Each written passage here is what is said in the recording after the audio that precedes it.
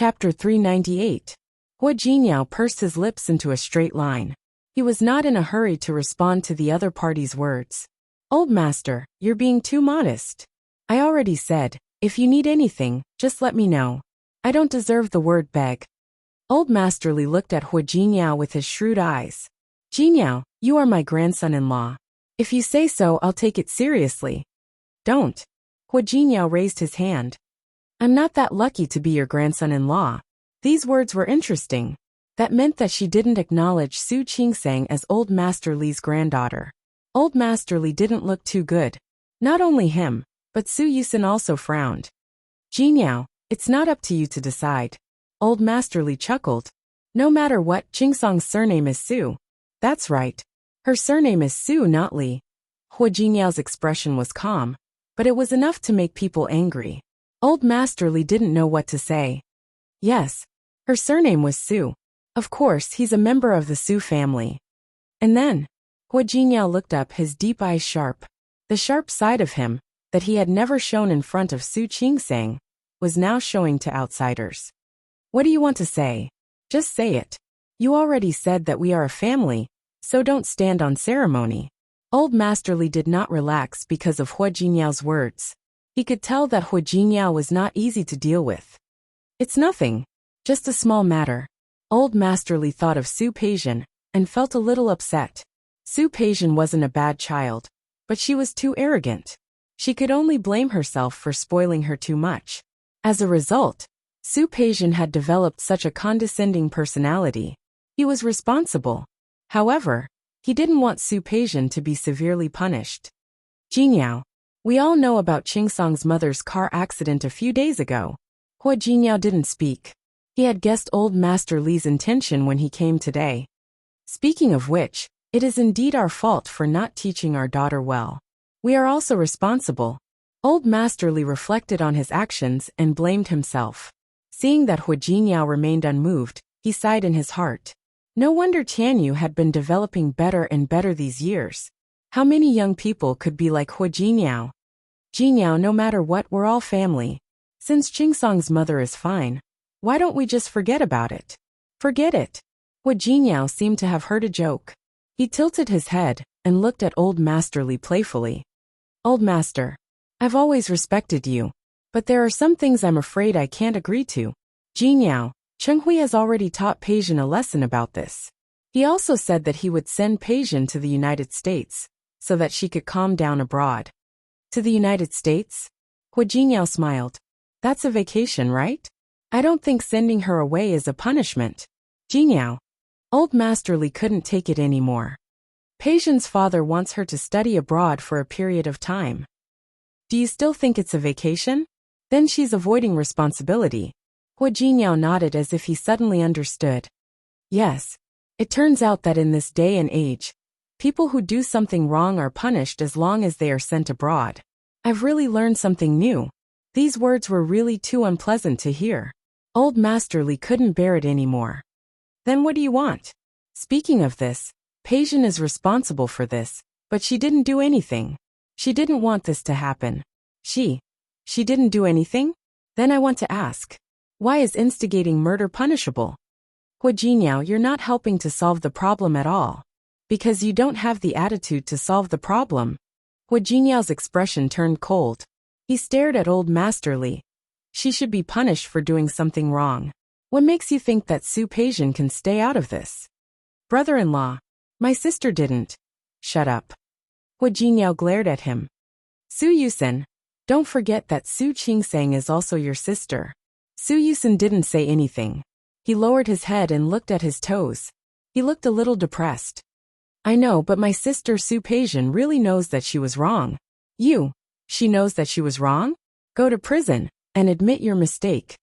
Hua Jingyao, don't go too far. Old Master Li couldn't bear to listen anymore. This was an accident. Peijian didn't do this. She also blames herself for this result and regrets it. Can't you? I can't. Hua Jingyao's expression was firm, and his eyes were cold. Just like your bottom line is your family, my bottom line is also my family. Although Xiang Kaiping was not Hua Jingyao's direct family member, she was now Hua Jingyao's mother-in-law. So she was his family. Su Peijian dared to offend Xiang Kaiping, so she had to pay the price. The atmosphere was tense for a moment. Old Master Li took a few deep breaths to calm himself down. It was really difficult to stay calm like this. Hua Jinyao, then what do you want? Hua Jinyao didn't speak. He narrowed his eyes and looked at the two people in front of him. Old Master Li, you may not know one thing. What? This is not the first time Su Peijian has gotten into trouble. What? Not only Old Master Li, but even Su Yusin's eyes widened.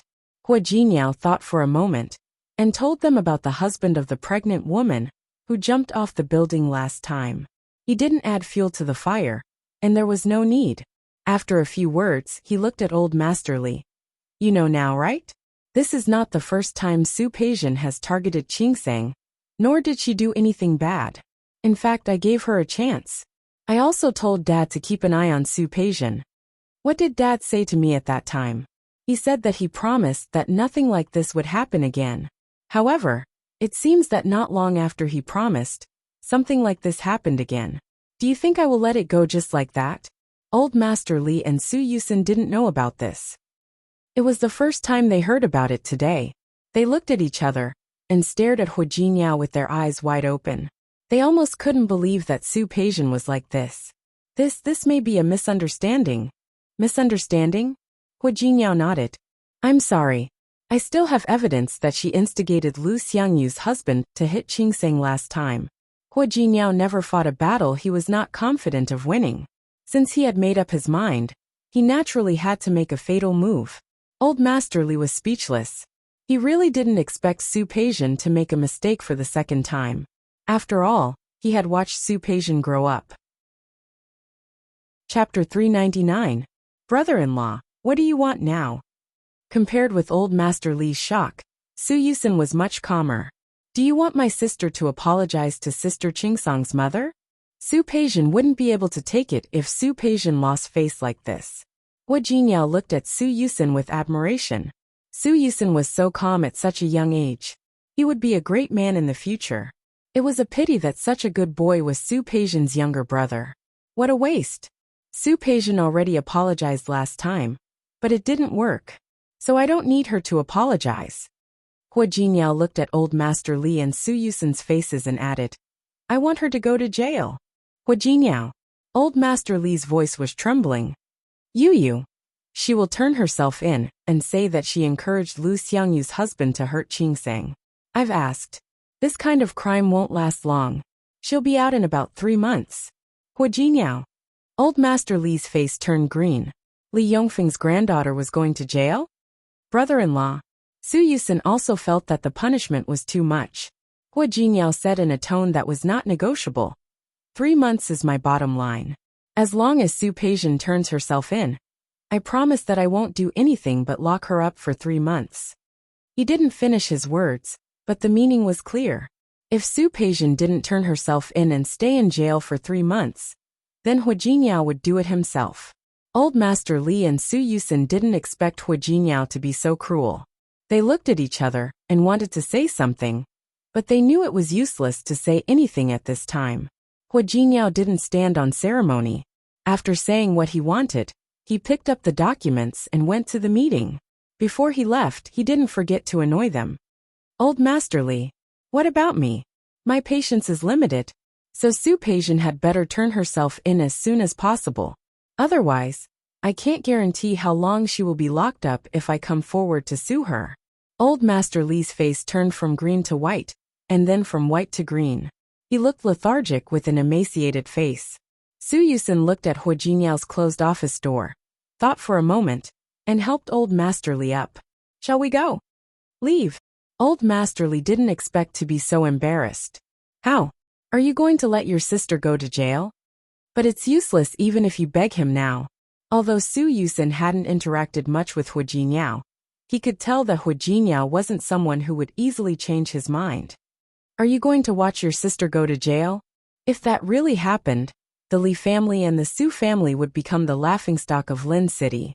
Su Yusin glanced at Old Master Li. Grandpa, why are you so obsessed? As you can see by now, it's useless to go to Hua Jinyao. Meeting Old Master Li's puzzled gaze, Su Yusin added, If you really don't want sister to go to jail, I'm afraid you'll have to look for Sister Qingsang. Old Master Li was stunned for a moment. He looked at Su Yusin and suddenly understood. Su Qingsang brought the porridge to Xiang Kaiping. In fact, she couldn't drink much at the moment. After drinking half a bowl, he said he couldn't drink anymore. Xiao Ning cleverly cleaned up the bowl, and Su Qingsang chatted with Xiang Kaiping. Xiang Kaiping had recovered quite well that day. Seeing that Su Qingsang had been with her the whole time, and had been busy, she felt really bad.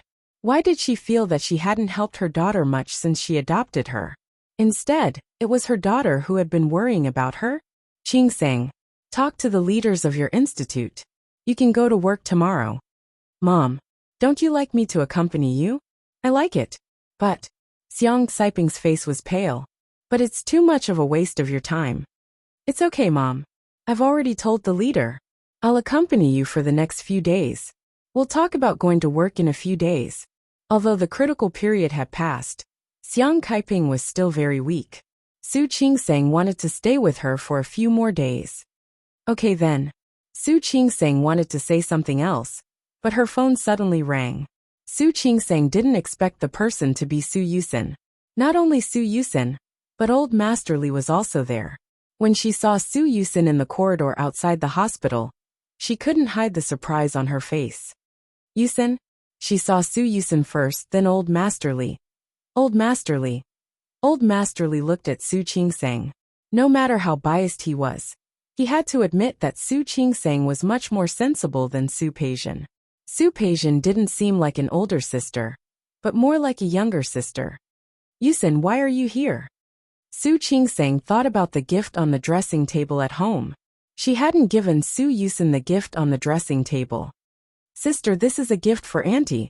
Su Yusin was carrying some high-end nutrition and tonics in his hand. They didn't look cheap. Su Qingsang wasn't in a hurry to take them. Instead, she looked at Old Master Li.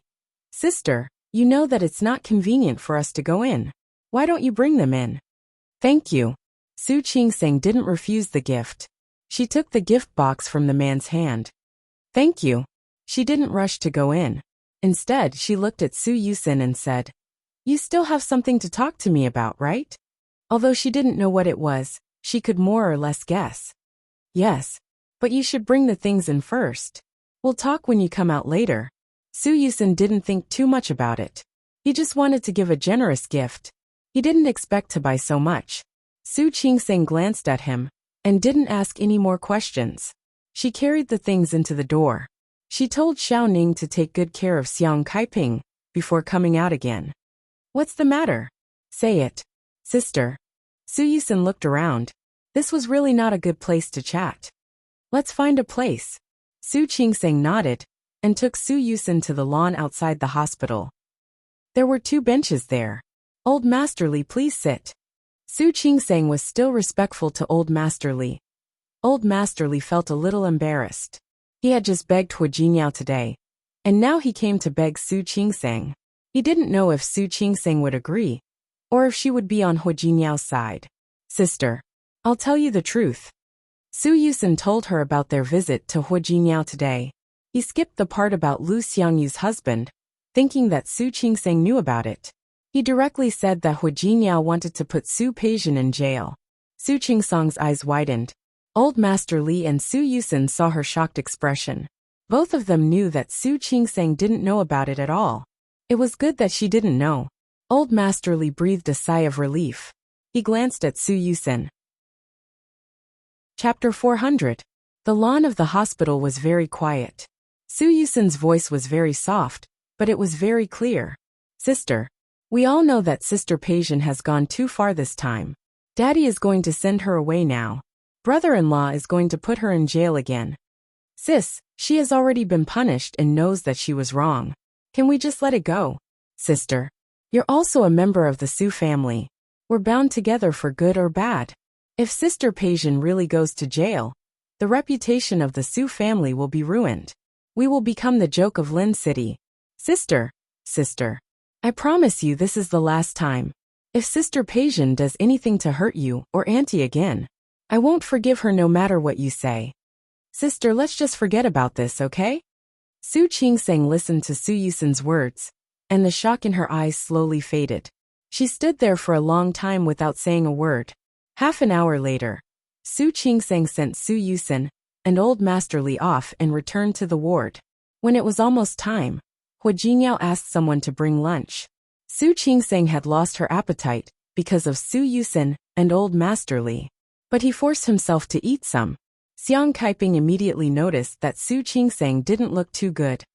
Qingseng, are you tired from taking care of me? Take a break if you're too tired. Mom, what are you talking about? I'm not tired. Su Qingseng thought about Old Master Li's arrival and Su Yusin's words. Actually, she didn't want to get involved in this matter. Su Peijian hurting Xiang Kaiping made her even angrier than hurting herself. She really wanted to teach Su Peijian a lesson.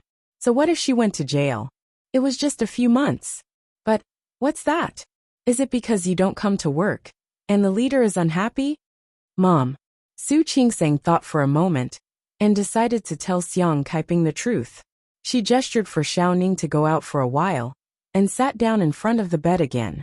Mom, there's something I didn't want to tell you, but I think I should ask your opinion. Su Qingseng told him about Su Yusin and Old Master Li's visit.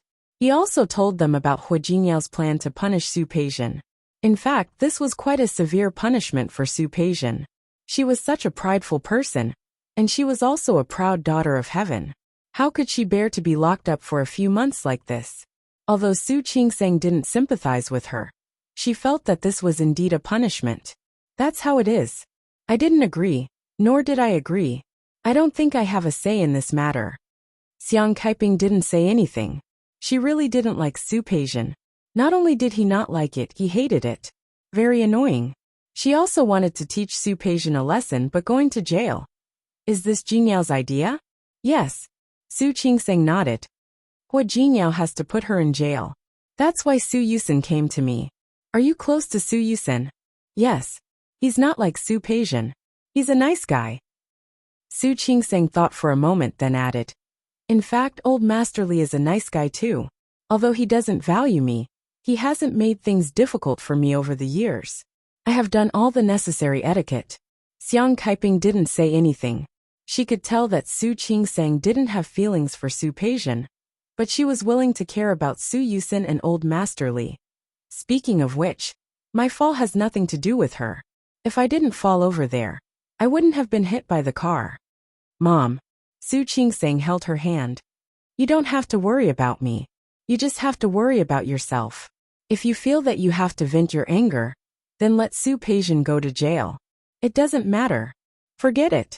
Xiang Kaiping was still in a bad mood, but she didn't continue to dwell on this matter.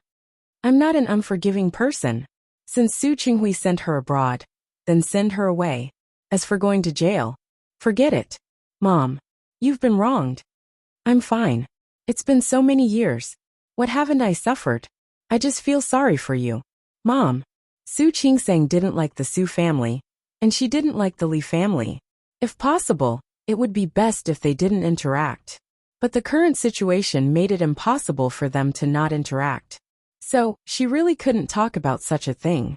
At night, Su Qingseng left Xiao Ning in the hospital to take care of Xiang Kaiping. She went home with Hua Jinyao and told him about Old Master Li's visit. You're soft-hearted? A little. Su Qingseng nodded. I don't have a deep grudge against Su Peijian. It's just a small conflict. I think it's too heavy a punishment for her to go to jail. Hua Jinyao looked at the hesitation on her face, picked her up, and put her on his lap. You're too soft-hearted. According to him, he wanted to teach Su Peijian a lesson. He wanted to let her know next time that she had to pay the price for doing whatever she wanted. However, Su Qingseng was soft-hearted, and so was Xiang Kaiping. Not really. In fact, the Su family has neglected and ignored me for so many years. But in other aspects, they have not treated me badly. At the very least, there aren't many illegitimate daughters in Shaolin City who are raised in this family. At least she grew up safely.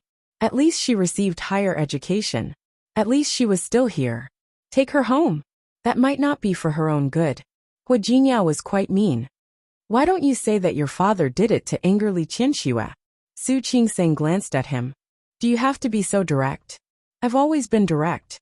As Hu Jiniao spoke, she turned around to face him. Just like how I'm direct to you now. The hint in his words was too obvious. Su Qingsang was a little embarrassed. Stop it. I haven't showered yet. That's good. Let's shower together. As Hu Jiniao spoke, he picked her up. He took her in the direction of the bathroom. Su Qingsang didn't want to fall, so she could only put her arms around his neck. Hu Jiniao, huh? Don't worry. I'll wash you very clean. Who told him that? Su Qingsang glared at him. She wanted to say that they should just have a child without protection. But she didn't say that in the end. She should wait a little longer. Wait for her heart to calm down a little more. Wait for her to be more certain. Don't worry. I know you're very tired. Just once. The hint in Hu Jiniao's words was too strong. Su Qingsang turned her face away, didn't want to listen, and finally buried her face in his chest. Hu Jiniao. Yes. It's okay. It was okay even if it was more than once. She was actually willing. Hu Jiniao understood. His eyes became very eager for a moment, and he strode into the bathroom with her in his arms. Su Qingsang took care of Xiang Kaiping for a few days. After her body recovered a little, and her spirit was much better, she finally returned to the department to work. On the first day of work, 2 people who were seriously injured in a car accident came, and one of them was a pregnant woman. She was 8.5 months pregnant, and the situation was very dangerous. Su Qingsang prepared for the surgery with Chief Chun. Chapter 401. The pregnant woman is hemorrhaging. She needs typo blood. I need typo blood. After the doctor finished speaking to his assistant, one of the nurses went to get the O blood. Su Qingsang couldn't care less about anything else. She couldn't afford to be distracted for even a second on the operating table. Not only did the pregnant woman hurt her stomach, but her chest was also injured. The atmosphere in the operating theater was very tense. The surgeon was performing a thoracotomy for the pregnant woman, while the obstetrician was performing a cesarean section for the pregnant woman. The 2 surgeries were carried out at the same time, but because they had cooperated many times, they were orderly. Su Qingsang and Director Chun had worked together many times and had a tacit understanding. More than an hour later, the cesarean section was over. Mother and daughter were safe. At the same time, the thoracic surgery was also over. The pregnant woman was pushed to the intensive care unit, and the newborn was sent to the infant observation room. Su Qingsang was in charge of writing the surgical records. Huang Jia, the nurse, still had some lingering fears. It was really dangerous. When the pregnant woman went into shock just now, I thought we couldn't save her. Isn't that so? Another nurse, Chung Siyu, said. There was so much blood, and the blood transfusion cost 1,000 cc. It's really a miracle that he could be saved. Yes, such a large amount of blood loss. Su Qingsang glanced at them. Gossiping? Huang Jia made a zipping motion with her mouth, then turned around and left quickly. Su Qingsang glanced at the medical record and continued to write the rest of the surgical records. Not long after, the newborn's physical examination was sent over. Su Qingsang glanced at them. After confirming that there were no problems, she backed up all the records and saved them. After that, Su Qingsang went to keep Xiang Kaiping company. Are you exhausted? Xiang Kaiping's waist injury hadn't healed yet, so she couldn't move for the time being. However, the bed could already be shaken up, and with the help of the caregiver, she could eat by herself in a half-sitting position. I'm not tired. Su Qingsang looked at Xiang Kaiping and opened the lunchbox. Hu Jiniao had asked Yang Wenchang to go to Chaowen Courtyard to bring it over. It had been boiled until it was very fragrant. It was especially suitable for patients. Xiaoning was very perceptive. She took the bowl and chopsticks and set them aside. If you have to work, don't come over. Xiang Kaiping felt a little uncomfortable watching her daughter take care of her. Mom, look at you. I have to eat at work too. Eat more. Look at you. You've lost weight. Nonsense. Su Qingsang's eyes widened. Do you see how thin I am? During this period of time, all the nourishing soup that you couldn't eat went into my stomach. I've basically gained weight. It's good to be fatter. Xiang Kaiping looked at her daughter and felt that she was too skinny. It's better for girls to be chubbier. No way. Su Qingseng was quite satisfied with her current figure.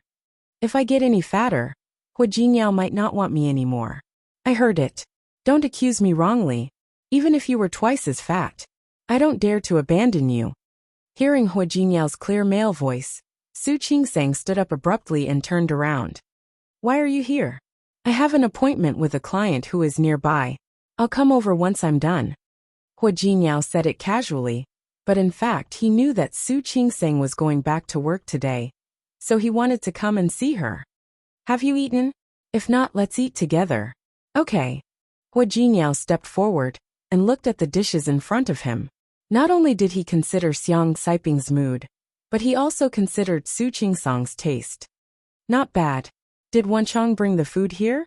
Yang Wenchang wasn't supposed to bring food, but Hua Jinyao was a little worried about letting someone else do it. Yes. Su Qingseng nodded. You're a good assistant. Hua Jinyao glanced at her. If you know how much his annual salary is, you'll think he's a good assistant. How much? Su Qingseng asked casually. Hua Jinyao said a number. Su Qingseng's eyes widened. That much? Yes. Wenchang is good at everything. He could handle a lot of things very well. He was worth the salary. Such a high salary? Su Qingseng said casually. I really have no future as a doctor. I might as well be your assistant. Hua Jinyao smiled. He didn't care that there were other people in the ward, and rubbed the top of her head. How can I bear to let you suffer like that? You should just focus on being Mrs. Hua. Mr. and Mrs. Hua have such a good relationship. Xiaoning couldn't help but interrupt. Xiang Kaiping smiled. It's good that they have a good relationship. I'm still waiting to have a grandchild. Su Qingseng felt a little uncomfortable. She glanced at Hua Jinyao, afraid that he would give her away. Definitely. Hua Jinyao put his arm around Su Qingseng's shoulder as if nothing had happened. It will happen sooner or later. Mom, don't worry. Qingseng and I will definitely have 2 children in our lifetime. When we have a pair of twins, you'll be too busy every day. That's good. I'll take it seriously. Xiang Kaiping was amused. If you don't have twins, you'll have to compensate me. What are you talking about? Su Qingseng couldn't listen to it anymore. She couldn't decide how many children they had. What do you want if we only have one? Nothing. Hua Jinyao put his arm around her waist and said, as long as you gave birth to him. As long as it's your child, not to mention one. Even if you give birth to a ball, I'll hold it in my hand and love it dearly. Screw you. You're the one who gives birth to a ball. Su Qingseng scolded him, only to realize that she was scolding herself. She turned her face away and ignored this guy. Chapter 402. When her heart beat, she felt every cell and every drop of blood in her body rising and falling for this man named Hua Jinyao.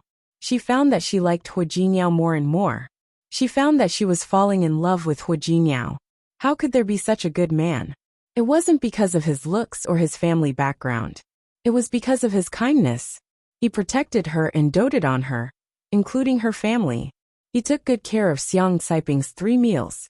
For each meal, he asked the nutritionist and the doctor what dishes and soups were suitable for the patient. Also, Xiang Saiping's hospitalization was very boring. After all, she was lying in bed and couldn't do anything else. However, Hua Jinyao came to see her whenever he had time. Not only did he visit her, but he also tried his best to make Xiang Kaiping happy. Because of them, Xiang Kaiping didn't feel uncomfortable at all in the hospital. Instead, she was in a good mood. And he did all this because Xiang Kaiping was his mother. That was why he loved her, and even took care of her mother so well. More importantly, Hua Jinyao had done everything because he wanted to, and he had done it. What's wrong? Is the soup not good? Hua Jinyao saw Su Qingseng holding a bowl of soup without drinking, and looked at her with some confusion. It's okay. It's delicious, but it's a little hot. Is it hot? It had been so long since she packed it from Chaowen Courtyard. It shouldn't be hot anymore, right? It's not hot now. Su Qingseng smiled. Let's eat. After eating, Xiaoning went to clean up. Su Qingseng and Hua Jinyao talked to Xiang Kaiping for a while. Xiang Kaiping was sleepy and wanted to sleep. After she fell asleep, Su Qingseng pulled Hua Jinyao up and led him outside. Are you going back to the company now? Yes. Hua Jingyao nodded. I have 2 meetings in the afternoon. Su Qingseng didn't ask anymore. She didn't know much about business anyway. However, she said, I see that you haven't had a good rest these days. Why don't you sleep at home in 2 days on the weekend? Hua Jingyao stopped, leaned over and glanced at her. Do you feel sorry for me? Su Qingseng's face was a little hot. She looked away. Who feels sorry for you? I feel sorry for myself. You come here every day. I'm annoyed. Annoy me? I wonder whose eyes lit up when they saw me. You're mistaken. Su Qingseng refused to admit it. My eyes light up when I see who's coming, including Su Qinghui. He had heard that Su Qinghui had come twice, but had been turned away by Su Qingseng. Xiang Kaiping was nowhere to be seen. Hearing that name, Su Qingseng's expression changed. Yes, including him. I have to be extra careful when I see him. I don't want him to have a chance to see my mother. I find that you hate him now. I can't say that. My mother just doesn't want to see him. No matter how bad Su Qinghui was, he was still her father. She still had basic respect for him. Hua Jingyao didn't say anything. He looked at Su Qingseng and thought of something else. Grandpa called me. Ha! Old Master Hua. He asked me to take you back to Rong City for the new year. Hua Jingyao looked at Su Qingseng and said, he just said so, and I told him. I said that you can't leave Lin City now. I'm afraid it's not convenient for you to go back for the new year. Su Qingseng pursed her lips into a straight line and looked at Hua Jingyao. She couldn't be as calm as he was. Hua Jingyao, I'm afraid Grandpa is unhappy. Why would he be? Old Master Hua was the most open-minded. He knows about your mother's car accident and wants you to take good care of her. Don't think about anything else. Okay. Su Qingseng had dealt with Old Master Hua before and knew that he was the kindest old man. But your parents must be unhappy, right? You don't have to worry about my parents. Hua Jingyao looked at her. He didn't want to lie to her. My parents are unhappy, but it has nothing to do with us. Just ignore them. But I might have to go back to Rong City in a couple of days. It was close to the end of the year. In fact, he had a lot of things to do in Rong City. If it weren't for Xiang Kaiping's accident, he would have flown there long ago. Will you be gone for long? Su Qingseng knew that he wouldn't come back to Lin City so soon. There are a lot of things to do. When I'm done, it might be the new year. I'll definitely have to spend time with Grandpa. Su Qingseng fell silent. They had just been married for a year, but they couldn't spend the new year together. Why don't I ask the doctor if your mother can move now? Don't ask. Su Qingseng was a doctor herself. My mother's current condition is not suitable for flying at all. Even if we fly there, we'll have to change hospitals and find new doctors. She'll have to adapt again. Although it's not troublesome for you to deal with these things, I think it's better not to. Hua Jingyao looked at her troubled face and couldn't help but laugh. Then stay. I'll try to come back on New Year's Day. I'll spend the new year with you. Don't. Su Qingseng really didn't want to do that. Actually, I was assigned to work last year and spent the new year in the hospital. It's okay. She said it calmly, but Hua Jingyao felt a little sorry for her. He thought about the past years. Even if she didn't spend the new year in the hospital, she must have had a hard time in a place like the Su family. He had decided to solve this problem as soon as possible. Then, he would come back to spend the new year with Su Qingseng. We'll talk about it when the time comes. There were still more than 10 days before the new year. Maybe Xiang Kaiping could be discharged by then? Okay. After sending Hua Jingyao off, Su Qingseng went back to the ward to check on Xiang Kaiping and found that she was still sleeping. She went downstairs to her own department. Chapter 403. The man grabbed Huang Jie's hand and refused to let go. Tell me what you're talking about. Tell me clearly. My wife is type O blood. I'm type AB blood. Whose is this type A child's? Whose is it? Huh. The man was very angry, and several family members behind him also spoke up. Your hospital is too unreasonable. The child was switched at birth? Yes. Where's the child? Where is it? No wonder people say that doctors nowadays are becoming more and more immoral. It's really immoral. Isn't it immoral? They don't even know who this child belongs to? Why does he have to stay in the observation room? Is there something wrong with it? I think this hospital deliberately threw this kind of problematic child to us, and then gave our healthy child to someone else? But that's it. It's too easy for the doctors and nurses in the hospital to steal the child. The group of people spoke one after another, making Su Qingsang's head hurt. Shut up. Stop arguing. Su Qingsang glared at the group of people in front of her, took 2 steps forward, and forcefully pushed the man's hand away. She pulled Huang Jie behind her. Have you guys had enough? If you have, can you be quiet for a while and listen to me? What do you want to say? What do you have to say? The man looked angry. Where is our child? Tell me. Sir, you just said that your wife is type O blood, and you are type AB blood. Now your child is type A. Is that right? When Su Qingsang said this, a very vague thought flashed through her mind. But she didn't have time to think about the current situation. Yes. The tall, thin man was still angry when he said this. He glared at Su Qingsang and said, Can you tell me now? Hand over my child. Sir, calm down. No one stole your child. Your child is still fine. Su Qingsang took out her phone as she spoke. Let me tell you why your child is type A, Wang Yao said. Su Qingsang's fingers moved quickly. She opened the search page and faced the tall, thin man. Look carefully. Type O blood is a recessive blood type. When it combined with type AB blood, the child born would not be type AB blood. It couldn't be type O either. They could only be type A or type B. Therefore, your son's blood type A is not a problem at all. Nonsense. The lanky man did not believe him. How could there be such a thing? I've only heard of people who take their blood type after their father or mother. I've never heard of someone with a different blood type. What do you mean by following others? That was up to you. Because type O was a recessive blood type. After the two of you get together, your AB blood type can only be passed on to your child as A or B.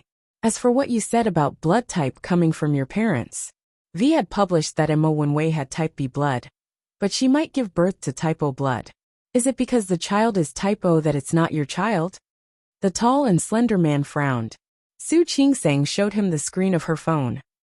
Sir, you can find out about this kind of thing if you look it up on the internet. There's no way we can fake it. If you really don't believe me, you can do a paternity test. Let's see if we took your son from your wife's womb. Su Qingsang's words made Huang Jie glance at her. She thought that Dr. Su was really smart. Even if the child wasn't the man's, it must at least be his wife's. The tall and slender man finished reading the genetic chart. He still had a look of disbelief on his face. How could there be such a thing? Didn't they say that blood type comes from the parents? It's true that blood type comes from the parents. But blood type can also be changed during heredity. You can also see if a person with type A blood type and a person with type B. The children born could be A, B, O, or AB of any of these. Because heredity is a very complicated system. You can't just rely on a blood type to say that your child isn't yours. The tall, skinny man finally stopped after hearing Su Qingsang's words. Doctor, I'm sorry. I don't read much. I didn't know about this. Sir, you're welcome. It has nothing to do with how much you read. After all, most people don't pay attention to their own blood type. Yes. I'm not in a hurry. The tall and slender man's smile was a little awkward. Then is my child okay? Why do you think he was sent to the observation room? Your wife had a lot of bleeding when she had a car accident. Although the child wasn't obviously affected, we can observe him. It's also a safeguard for him. You can also rest assured. Thank you, doctor. Thank you, doctor. The tall and slender man also calmed down. After thanking Huang Jie and apologizing again, he went to see the child. As he walked, he said that the hospital was really good, and that the service was so good. Huang Jie's eyes widened. Dr. Su, look at these people. All right. Sometimes the patient's family is a little anxious. Let's understand. Su Qingsang patted her on the shoulder. All right, are you okay? I saw him holding your hand just now. Are you hurt? I'm fine. Fortunately, you came in time. You could explain if I didn't come. That's different. We're nurses. You're a doctor. There was a difference between what a doctor said and what a nurse said. Su Qingsang smiled. All right. Go back to your work. I'll go see the pregnant woman later. Okay. The group of people dispersed. Su Qingsang was about to put her phone back into her pocket when her eyes fell on the screen. Suddenly she froze. She suddenly stood in the corridor and didn't move. Her eyes were fixed on the hereditary pattern chart on the screen. She felt as if her heart was being squeezed by a hand. When type O and AB people combined, they would give birth to type A or B blood. But it could never be type AB blood. For example, a person with type AB blood could not give birth to a child with type O blood. A person with type O blood could not give birth to a child with type AB blood. Chapter 404. She was out of breath. She unbuttoned 2 buttons and patted Su Qingsang on the shoulder. "You're not a good friend. What's wrong?" Su Qingsang blinked. She hadn't come back to her senses yet. You really don't treat me as a friend." Shi Mingwan punched her. "We're so familiar with each other. You didn't even tell me that Auntie had a car accident?" Su Qingsang was stunned for a moment and suddenly reacted. "Sorry, I was too busy before. I didn't notice. If I hadn't come to see you on a whim today, would you still have planned to hide it from me?" Shi Mingwan heard that Su Qingsang was going on an exchange program for half a month. She should be back by then. But she didn't answer her call in the morning. She happened to be nearby in the afternoon, so she came over.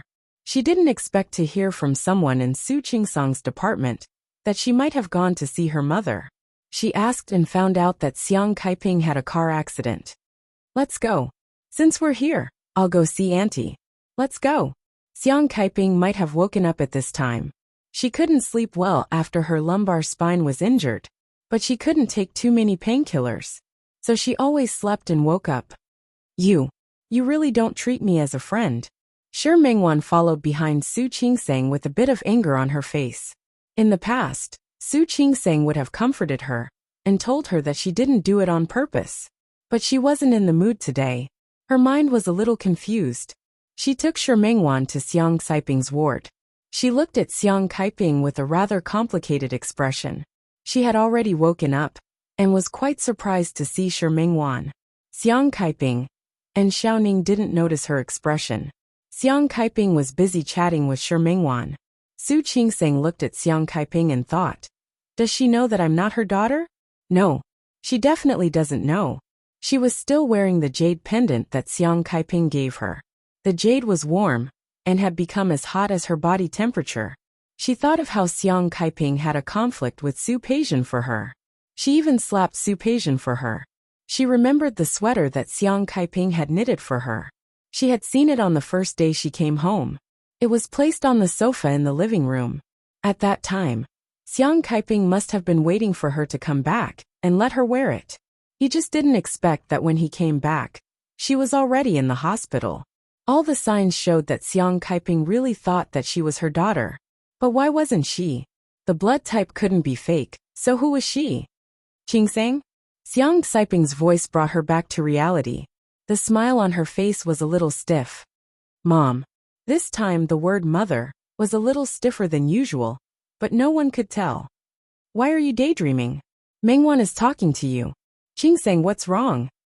Shi Mingwan looked at Su Qingsang, seemingly confused by her absent-mindedness. "Nothing, I just remembered that I have an operation in the afternoon." "I'm asking you."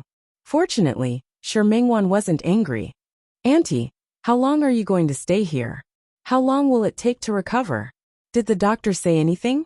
"Stay in the hospital for at least a month. Let's see how he recovers in a month."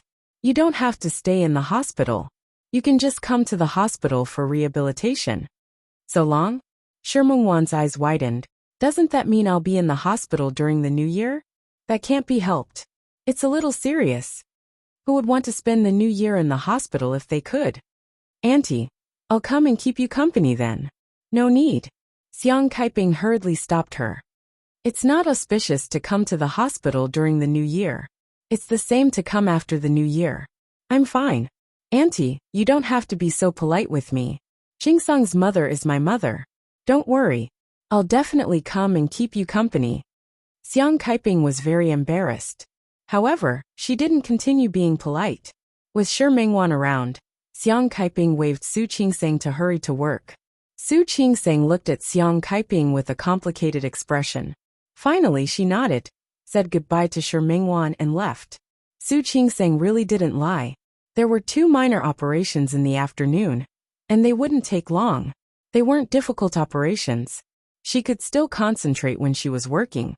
But after she stopped what she was doing, she couldn't stop thinking about her relationship with Xiang Kaiping. She thought for a long time, but couldn't think of a reason. In the end, she went to the hematology department to do another blood type test. Dr. Su, why did you do a blood test? Didn't you do it during the physical examination? Facing the hematology colleague's question, Su Qingsang smiled and didn't rush to answer. For her, this question was really difficult to answer. Nothing, I just want to check. The colleague didn't ask any more questions. After helping Su Qingsang with the examination, he gave her the results. It didn't take long to check her blood type, and the results would be known in a few minutes. The blood type was clearly written on it. Her blood type was AB. As soon as Hu Jinyao entered the hospital today, he sensitively noticed that Su Qingsang's mood wasn't quite right. Although she was joking with Xiang Kaiping and making her happy, he could see that Su Qingsang's smile didn't end there. What happened? Hu Jinyao thought of the news he had received. Su Qinghui also sent Su Peijian to the United States. Li Qianxue was furious, and in the end, she went on a trip in a rage. Coincidentally, Su Yusin was also on vacation, and she took her son with her, so she wasn't in Lin City these days. In other words, it couldn't be the Su family who provoked Su Qingsang, but that might not be the case. Could it be something related to work? Hu Jinyao wasn't in a hurry to ask. He believed that Su Qingsang would tell him when they got home. Now they were all staying at home at night. This was strongly requested by Xiang Kaiping. He said that they had to work during the day, and it would be bad if they didn't rest well at night. Xiao Ning stayed in the hospital to take care of Xiang Kaiping. She was used to being a nurse. He had taken care of many people who were more difficult to serve than Xiang Kaiping, so there was nothing to worry about. As expected, Hu Jinyao's intuition was extremely accurate. Su Qingsang fell silent as soon as she got into the car. She didn't say a word and kept her eyes on the road in front of her. Under the illumination of the street lights, she looked a little lost, a little conflicted, and a little down that he couldn't see clearly. Wife. Are you okay? I'm fine. What could have happened to me? She had just suddenly discovered something. Hu Jinyao frowned slightly. He didn't like Su Qingsang's tone. However, he didn't ask any more questions. Instead, he sped up a little. The car stopped in front of Su Qingsang's apartment. Su Qingsang got out of the car almost as soon as it stopped. Hu Jinyao looked at her back and quickly got out of the car. Wife, are you okay? I said I'm fine. Don't worry about me now. Chapter 405. The question of whose daughter she was had haunted her for years. Later, when Xiang Kaiping appeared, she thought that this problem was gone. But he didn't expect this problem to come again. Who is she? Whose child is it? Whose daughter? Honey. Hu Jinyao took her hand, and she instinctively wanted to break free. When she realized that she couldn't break free, she was a little annoyed. Let me go. Something was wrong. Something was really wrong. Honey. Hu Jinyao didn't let go of her. Instead, he pulled her into his arms and asked, What's wrong with you? Let go of me. I can't think with you like this. Then don't think. Hu Jinyao hugged her tightly. Don't think. Look at me. Look into my eyes. Hu Jinyao stared at her. What happened? Tell me. Su Qingsang looked at his handsome face.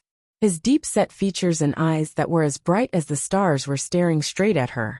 Her lips moved, but in the end, she couldn't say a word. Her eyes were a little red and her face was a little pale. Seeing this, Hu Jinyao wrapped his arms around her waist and said, Let's go. If there's anything, we can talk about it when we get home. Su Qingsang didn't object. She followed Hu Jinyao upstairs. She entered the house, turned on the lights, closed the door, and sat down on the sofa. He casually picked up a pillow beside him and hugged it in his arms. Hu Jinyao glanced at her, went to the kitchen, poured her a glass of warm water, and put it in her hand. Drink some water. The warm water flowed down his throat, dispersing some of the coldness from outside. Hu Jinyao turned on the air conditioner. As the temperature rose, Su Qingsang slowly calmed down. She put the cup aside and hugged the pillow in her arms tightly. I'm sorry, Huijinyao. I shouldn't have done that. There was something wrong with her attitude just now. Huijinyao didn't speak. He just reached out and held her hand. Don't worry about that for now. Tell me what's wrong with you. What happened? This was the second time he had seen Su Qingsang like that, aside from the pregnant woman who jumped off the building. No, Su Qingsang felt even more depressed than last time. Su Qingsang pursed her lips into a straight line and stared at Huijinyao. Huijinyao also stared at her. She didn't speak and neither did he. Silence. Su Qingsang lowered her head, as if she was thinking. Huijinyao looked at her and patiently waited for her to speak. The temperature of the air conditioner was a little high. Su Qingsang felt a little hot. She took off her coat, but didn't let go of the pillow in her arms. She tilted her head and looked at an unknown point. Huijinyao have Meng Meng. Meng. Mendelian inheritance. Su Qingsang's expression was calm as she finished the sentence word by word. Su Meng, Su Su, Meng Su Meng Meng. In layman's terms, it also includes blood type matching.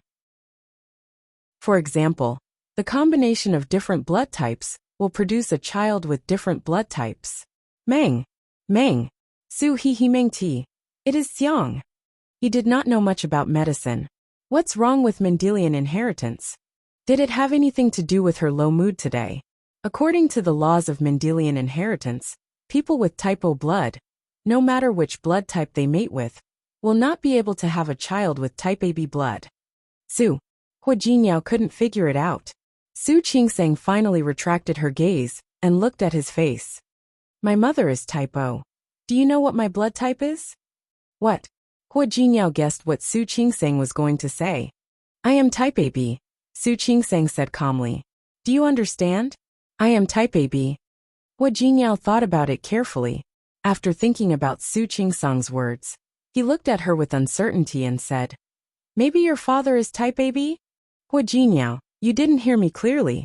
No matter which blood type O was combined with, they would not be able to produce a child with type AB blood.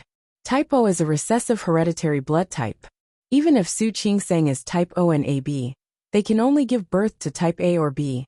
Meeting Huijinyao's gaze, Su Qingsang didn't mind clarifying. In other words, even if my father is type AB, if I'm the child of my father and my mother, my blood type is either A or B. But I can't be type AB. Huijinyao understood. He looked at Su Qingsang with a complicated expression. You mean, I'm not Xiang Saiping's daughter, Su Qingsang said calmly. My mom couldn't give birth to me. Huijinyao looked at her in silence. Su Qingsang didn't say anything. She didn't tell Xiang Kaiping about it. Xiang Kaiping hadn't recovered yet, so she couldn't tell her.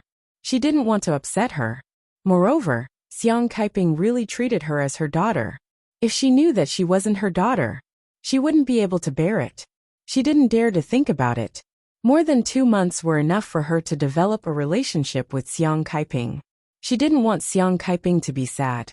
But if she didn't tell Xiang Kaiping, who else could she tell? If she wasn't Xiang Saiping's daughter, then whose daughter was she? Could she be Su Qinghui's daughter too? If I'm not Xiang Saiping's daughter, then who am I? Whose daughter am I? Who was she?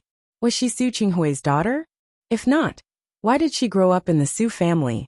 If so, who was her biological mother? Did Su Qinghui have a relationship with other women? Gave birth to her? So he brought her back to the Su family to raise her? Was that so? She remembered that Su Qinghui had never liked her. Was it because Su Qinghui knew? Did he know that she wasn't Xiang Saiping's daughter? Huijinyao didn't say anything. The clues that he felt were wrong piled up and finally connected. He had always thought it was strange.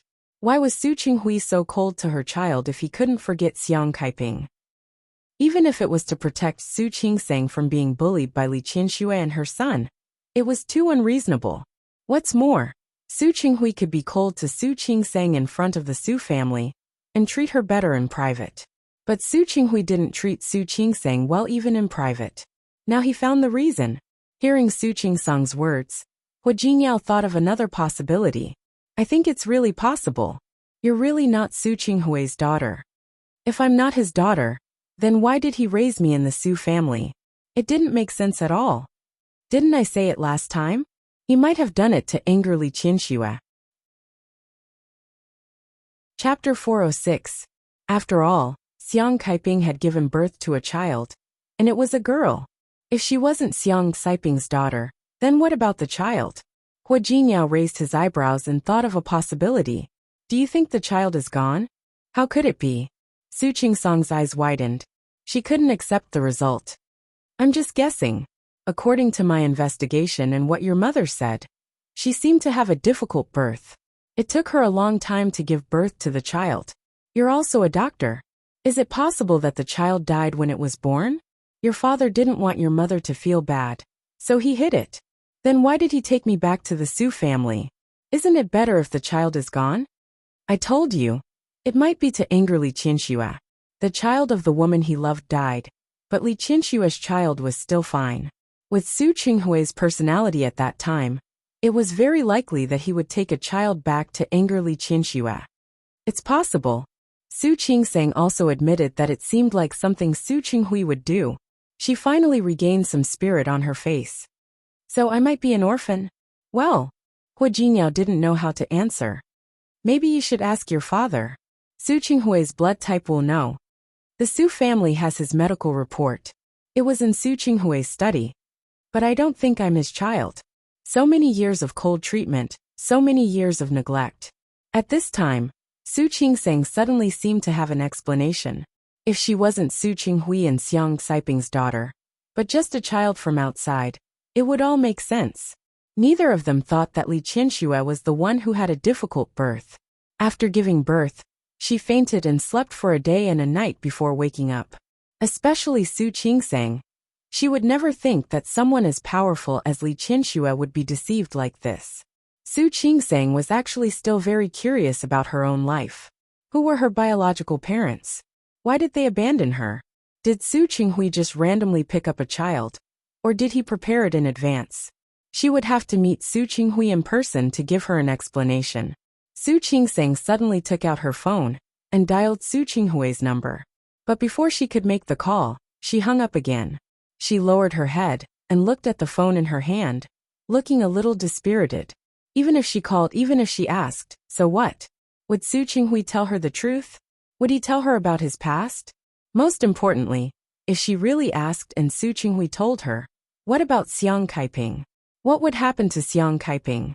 Hua Jinyao looked at Su Qingsang, who was exuding an extremely depressed aura. He didn't like seeing Su Qingsang like this. He got up, walked to Su Qingsang, and sat down next to her. He reached out and pulled her into his arms. Su Qingsang closed her eyes and leaned her face on his shoulder. Hua Jinyao. I can't ask. Hua Jinyao tightened his grip on her. Ask whatever you want. If we can't find anything, we can investigate it ourselves. After all, with Su Qinghui's identity, it's still possible to find out where he brought the child home. However, it was a little difficult. After all, more than 20 years had passed. It would take more than a little time to find Su Qingsang's biological parents. I can't ask. Su Qingsang shook her head. She had slowly calmed down. At least not now. Hua Jinyao was a smart person. He almost figured it out immediately. Are you worried about your mother? After calling her that for so long, he had gotten used to it. Su Qingsang nodded. My mother came here so happily. She brought money and a guilty heart. She wanted to recognize her daughter as her own. She was so good to me. If Xiang Kaiping knew that she wasn't her daughter, if she knew that her daughter might be gone, what would Xiang Kaiping do? Not to mention that she had just been in a car accident and hadn't fully recovered. Then don't ask. Hua Jinyao turned her shoulder and looked into her eyes. Since you don't know who your biological parents are, it's good to continue like this. Su Qingsang looked at him. Her heart trembled at his unconditional support. Hua Jinyao, don't you think I'm too useless? How could that be?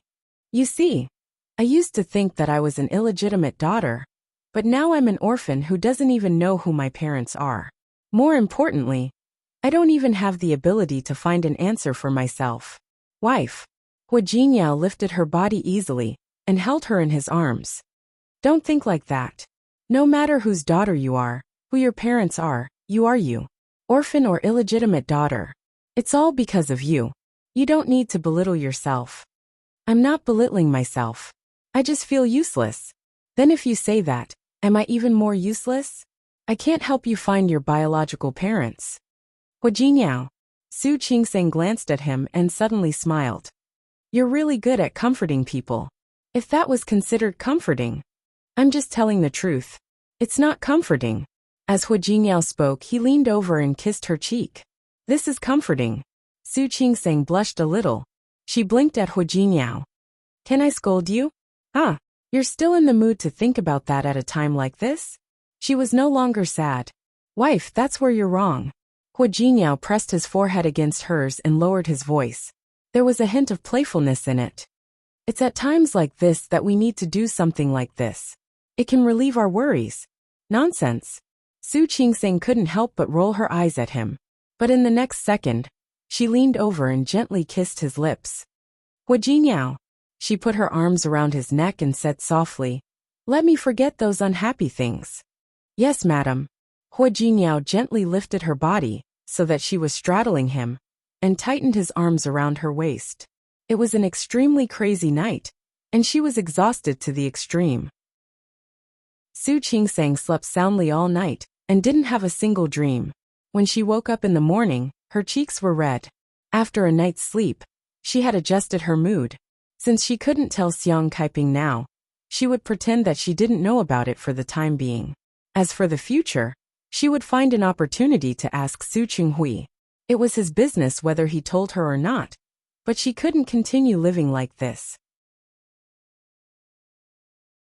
Chapter 407. Nice. Isn't it nice? Su Qingseng looked at the sweater she was wearing. I think it's nice too. A hand-knitted sweater like this was definitely not comparable to a machine-made sweater. It was especially warm on her, and Su Qingseng didn't regret her decision. Mom will be very happy. Huijiniao was very happy that she had thought it through. Not to mention that blood was a big deal. Huijiniao felt that sometimes it wasn't as important as seeing one another. Even though Xiang Kaiping and Su Qingseng weren't mother and daughter, her motherly love for Su Qingseng came from the bottom of her heart. When Su Qingseng entered the hospital ward again, Xiang Kaiping found that she was in a good mood. She took a closer look and saw that Su Qingseng was wearing the sweater she had knitted for her. Xiang Kaiping immediately smiled and attributed her daughter's good mood to the sweater. If you like it, I'll knit it for you again after I get out of the hospital. Mom, don't knit anymore. Su Qingseng hurriedly said. If you didn't want to go out to buy wool, this wouldn't have happened. How can that be the same? I'm fine now. Don't worry. I can still do it. I won't only knit for you, but also for my grandson in the future. Looking at Xiang Kaiping's smiling face, Su Qingseng once again didn't regret her choice. What did it matter whether she was Xiang Kaiping's daughter or not? At least for now, she could always be Xiang Kaiping's daughter. Time went by 1 week. The countdown to the Lunar New Year had entered the stage. The streets and roads began to become lively. There were more people buying things for the new year, and more people shopping on the streets. The atmosphere of the new year was very strong, but the number of patients in the hospital didn't decrease much. Su Qingseng was still busy every day, running between the department and the ward. The doctors who came for the exchange had all returned. Zhua Hongchen also came to see Xiang Kaiping. Not only Zhua Hongchen, but almost all the colleagues in the obstetrics and gynecology department came to see Xiang Kaiping. This also made Xiang Kaiping feel relieved, feeling that her daughter was very popular in the workplace. She especially liked Zhua Hongchen, and thought that he was a good young man. Once when Shi Mengwan came, he said that he would introduce her to Shi Mengwan, but Shi Mengwan was scared away. Su Qingseng specially told Xiang Kaiping that she could talk to Shi Mengwan about anything. It didn't matter what anyone said. There was only one thing, and that was to never talk to her about a boyfriend. She didn't elaborate on what it was, but Xiang Kaiping wouldn't ask again next time. In short, everything was going in a good direction. The cured meat and sausages that Xiang Kaiping had made for Su Qingseng were ready to eat. Unfortunately, Xiang Kaiping couldn't eat it now. However, she didn't mind at all. She repeatedly told Su Qingseng to ask Sister Lu to cook for the couple. After nearly half a month of recovery, Xiang Kaiping could already eat some light staple foods. Of course, it was still inconvenient for her to move around. When she went to the toilet, she had to rely on the nurse for daily life. However, she had Su Qingsang and Hua Jinyao to take care of her, and Shi Mingwan came to accompany her from time to time. Xiang Kaiping felt refreshed. At the same time, Su Qinghui, who had sent Su Peijian to the United States, returned. The first thing Su Qinghui did when he came back was to visit Kaiping. Unfortunately, Su Qingsang was at work that day and was not in the ward. Xiao Ning went to fetch some water and walked away for a while. There was no one else in the ward. Su Qinghui entered the ward just like that. Xiang Kaiping had already woken up. She was used to taking afternoon naps after eating, but she never slept long. Her waist was injured and she couldn't move around freely. She had to wait for about 10 more days for her rehabilitation. It had been a bit hard for her these days, but she didn't mention it to her daughter and son-in-law. Xiao Ning, please get me a glass of water. She only heard someone enter the ward, but she didn't look to see who it was. At this time, Su Qingsang was at work, and Shi Mingwan wasn't free either. Only Xiao Ning was there. There was a glass in front of her, filled with water. Xiang Kaiping, who was half sitting, was about to reach out to take it. However, she clearly saw that the hand was not Xiao Ning's with some meat. The moment she looked up and saw Su Qinghui, Xiang Kaiping's expression changed. What are you doing here? I'm here to see you. Su Qinghui felt very guilty towards Xiang Kaiping. He held the glass of water, and the expression on his face was a little restrained. Thank you. I don't need you to see me. Xiang Kaiping was angry when she saw him. Naturally, she didn't have a good expression on her face. I'll recover faster if you don't come to see me. If you come to see me, I'm afraid my life will be shortened. Her words were really rude. Su Qinghui looked a little angry. Kaiping, why do you have to be like this? You and I are two different people, not us. Xiang Kaiping made a clear distinction. Also, you are not welcome here. Please leave. Su Qinghui handed the glass a little closer, but found that Xiang Kaiping didn't take it at all. He put the glass aside helplessly. Kaiping, I've sent Peijian to the United States. That's your business. You don't have to tell me. I told her that she can't come back this new year. She has to stay there alone until the new year. Do you think this is a punishment? Xiang Kaiping looked at Su Qinghui. Even though she knew that Su Qinghui would send Peijian away, she was also the one who said not to hold Peijian responsible. However, when she heard him say that, she was still disgusted. Peijian has never spent the new year alone. Su Qinghui looked at Xiang Kaiping. He had an inexplicable urge to let Xiang Kaiping know more. Heh. Xiang Kaiping sneered. She felt a throbbing pain in her heart. Su Qinghui, Peijian has never spent the new year alone. Do you know your daughter Su Qingsang? Qingsang was even on duty in the hospital during the new year.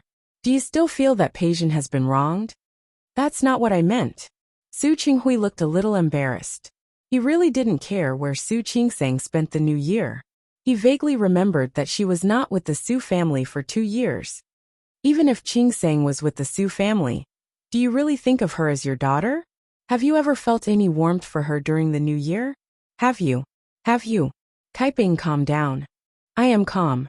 Xiang Kaiping was really calm. If I'm not calm, what I'm going to do now is to kill you and die with you. Xiang Kaiping was a little upset. She patted her chest and said, You should go. I don't want to see you. Kaiping, listen to me. Listen to me. I haven't finished what I told you the last time. Kaiping, Qingsang really isn't. Really not your daughter.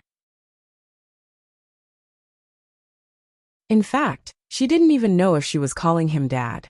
What is it? When you were in the ward just now, you actually wanted to tell my mother that I'm not her daughter. Right? Su Qinghui widened his eyes and looked at Su Qingsang as if she was a monster. What? What nonsense are you talking about? Nonsense. Su Qingsang was expressionless. Su Qinghui's expression had confirmed her guess. No, it wasn't a guess but a fact. She wasn't Xiang Kaiping's daughter. And she probably wasn't Su Qinghui's daughter either. You know very well whether I'm talking nonsense or not, don't you? Su Qingsang. Su Qinghui's expression was ugly. I don't know what you're talking about. I don't know what you're talking about. He turned to leave, and Su Qingsang didn't stop him. Don't know what I'm talking about? My mother's blood type is O. I may be. You may not know, or you know, but you pretend not to know. People with blood type O can't give birth to children with blood type AB. No matter what blood type O is combined with, they can't give birth to children with blood type A. As Su Qingsang spoke, she looked at Su Qinghui, who was standing there motionlessly, and walked toward him step by step. My mother's blood type O, and I may be. How can I be my mother's child? In the time it took to say a few words, Su Qingsang had already stood in front of Su Qinghui.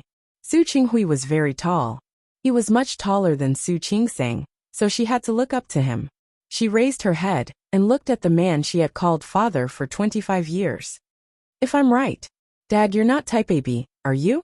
Su Qinghui's expression became more and more ugly. Of course he wasn't type AB. He was type B. Su Peijian was also type B. When Su Peijian gave birth to the child, he actually thought about it, afraid that it would be exposed. That way, he wouldn't be able to carry out his revenge. However, later, when he gave Su Peijian a physical examination, he found out that Su Peijian was actually type B. He was also type B. That was normal.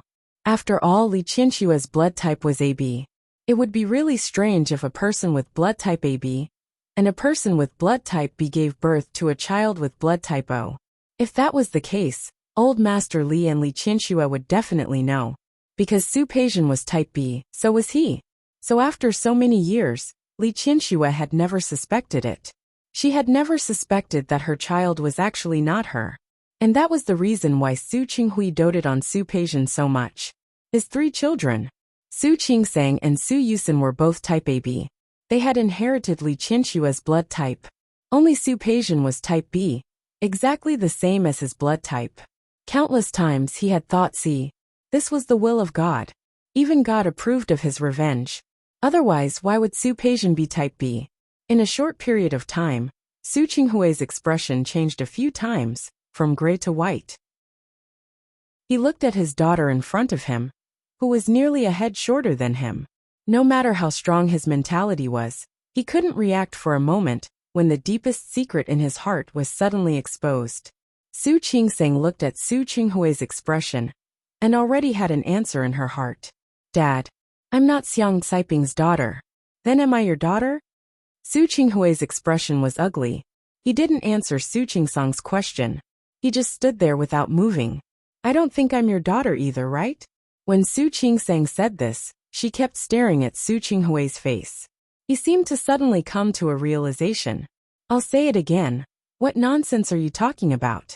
There's nothing like that. Nonsense. Su Qingsang nodded and narrowed her eyes. If I were your daughter, if I were Xiang Caiping's daughter, then did you really love Xiang Caiping? Su Qinghui's face was livid and he didn't speak. He didn't want to say it, so Su Qingsang spoke for him. If you loved her, how could you have the heart to treat the child of a woman you truly loved like this? So you don't love my mother at all, right? Chapter 409. As soon as he opened his mouth, it would be easy for him to make a mistake and give Su Qingsang something to use against him. He had already made a mistake once. He couldn't make another one. Su Qinghui remained silent. It was impossible for him to remain silent. Faced with Su Qingsang's aggressive attitude, he suddenly felt a little annoyed. I'll say it again. I don't know what you're talking about. If you're not Xiang Caiping's daughter, then who are you? Maybe Su Qingsang was just lying to him. If she wasn't Xiang Caiping's daughter, how could she be so close to Xiang Caiping after only a few months? It was clear that they had never lived together, and it wasn't like they grew up together. If she was sure, she would have left Xiang Caiping alone.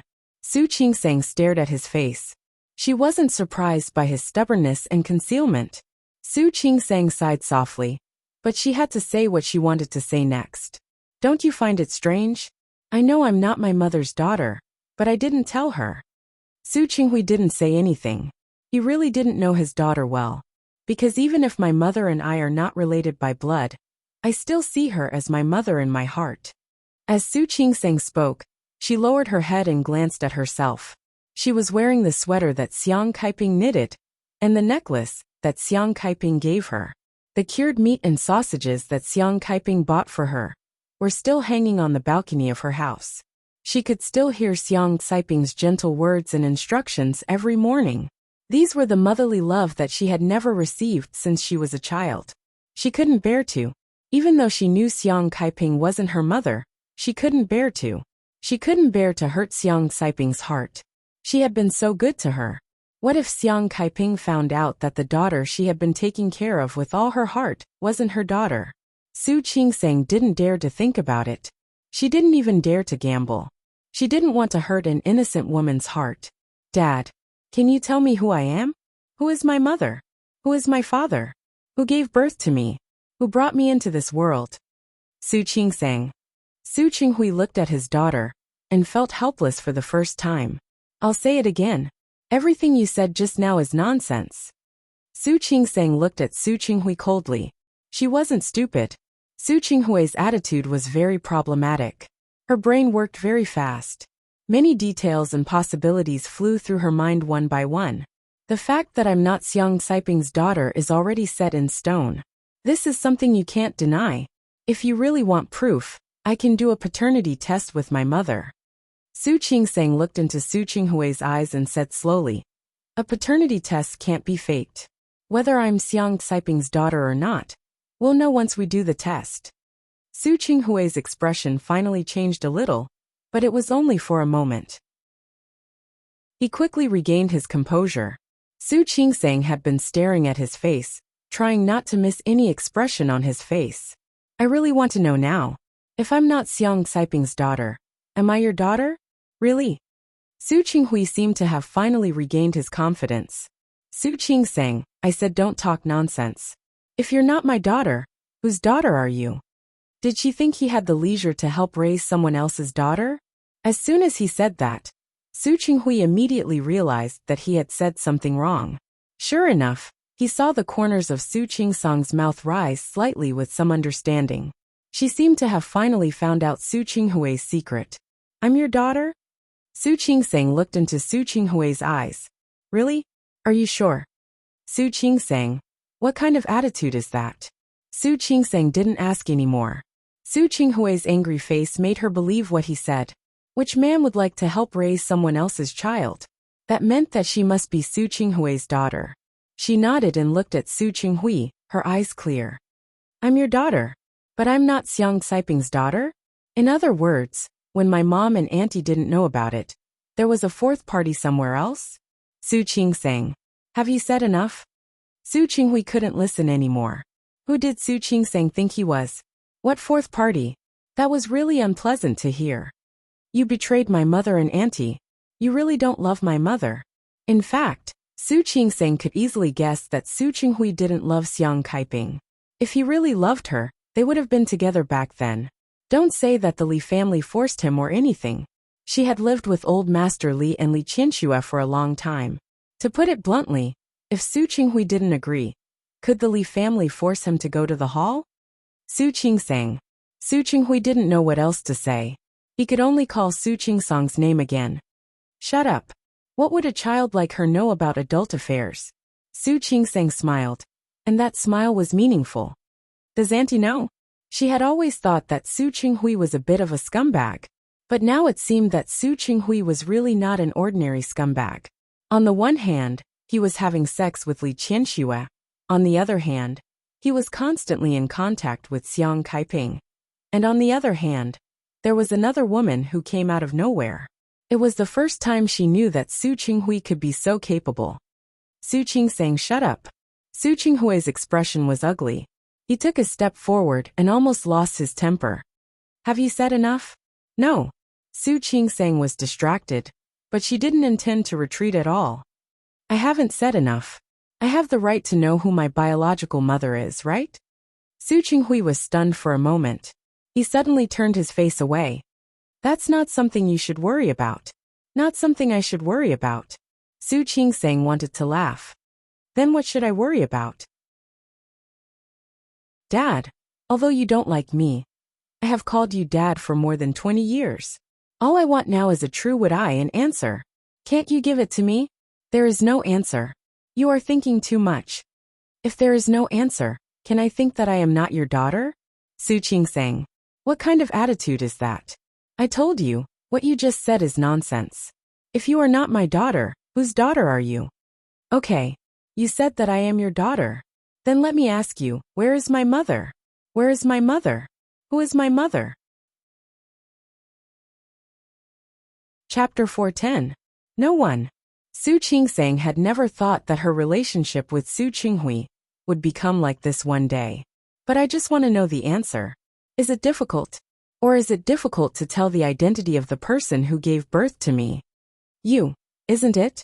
If it wasn't for the fact that the person who gave birth to me had such a difficult identity for you to speak of, why would you still be so secretive at this point?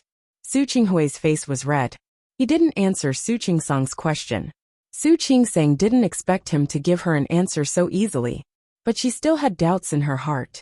She didn't understand, and she wanted to know the answer. She couldn't help but take a step forward and look up at Su Qinghui. Dad, am I the product of a one-night stand? You. Su Qinghui was angry. He raised his hand and almost slapped Su Qingsang. Su Qingsang just raised her head and stared at him. Adi Qin Rui's hand paused in the air for a few seconds and finally retracted it. Humph. Su Qinghui snorted and left without looking back. This time Su Qingsang didn't stop him. She stood there and stared blankly at the door that Su Qinghui had slammed shut. She was a little tired and weak. She took a step back and leaned against the desk. She had solved half of her doubts, but there was still the other half. Su Qinghui was her father. That should be true. What about her mother? What kind of life gave birth to her? Which woman did Su Qinghui have a close relationship with before? She couldn't figure it out. If he didn't say, no one would know. Who should she ask? If Su Qinghui didn't tell her the answer, who else could she ask? Her phone suddenly rang. She looked at Hua Jinyao's name and picked it up. Hua Jinyao returned to Rong City 2 days ago. It was almost the end of the year. Even as the president of Tianyu Group, he couldn't be too capricious. There were a lot of things to deal with in Rong City. Su Qingsang knew that he was very busy. Several times at night, she could still hear him typing on the keyboard. From time to time, she could hear Yang Wenchang reporting to him. Why are you calling me at this time? Su Qingsang looked at the time. Have you had lunch? Yes, I have. Hua Jinyao handed a document to Yang Wenchang and signaled him to leave with his eyes. Didn't you take a nap? Nope. Something came up and I couldn't sleep. Su Qingsang's mood was affected by Su Qinghui's reaction. What's wrong? Hua Jinyao immediately sensed that something was wrong in her voice. What happened? Hua Jinyao. Su Qingsang cleared her throat. I'm not an orphan. You asked your dad. Yes. He just came to see my mother. Su Qingsang repeated what Su Qinghui had said to Su Qingsang. Of course, she didn't mention that Su Qinghui was so angry that he almost wanted to hit her. You're saying that your father admitted that you're his daughter, but he didn't tell you who your mother was? Yes.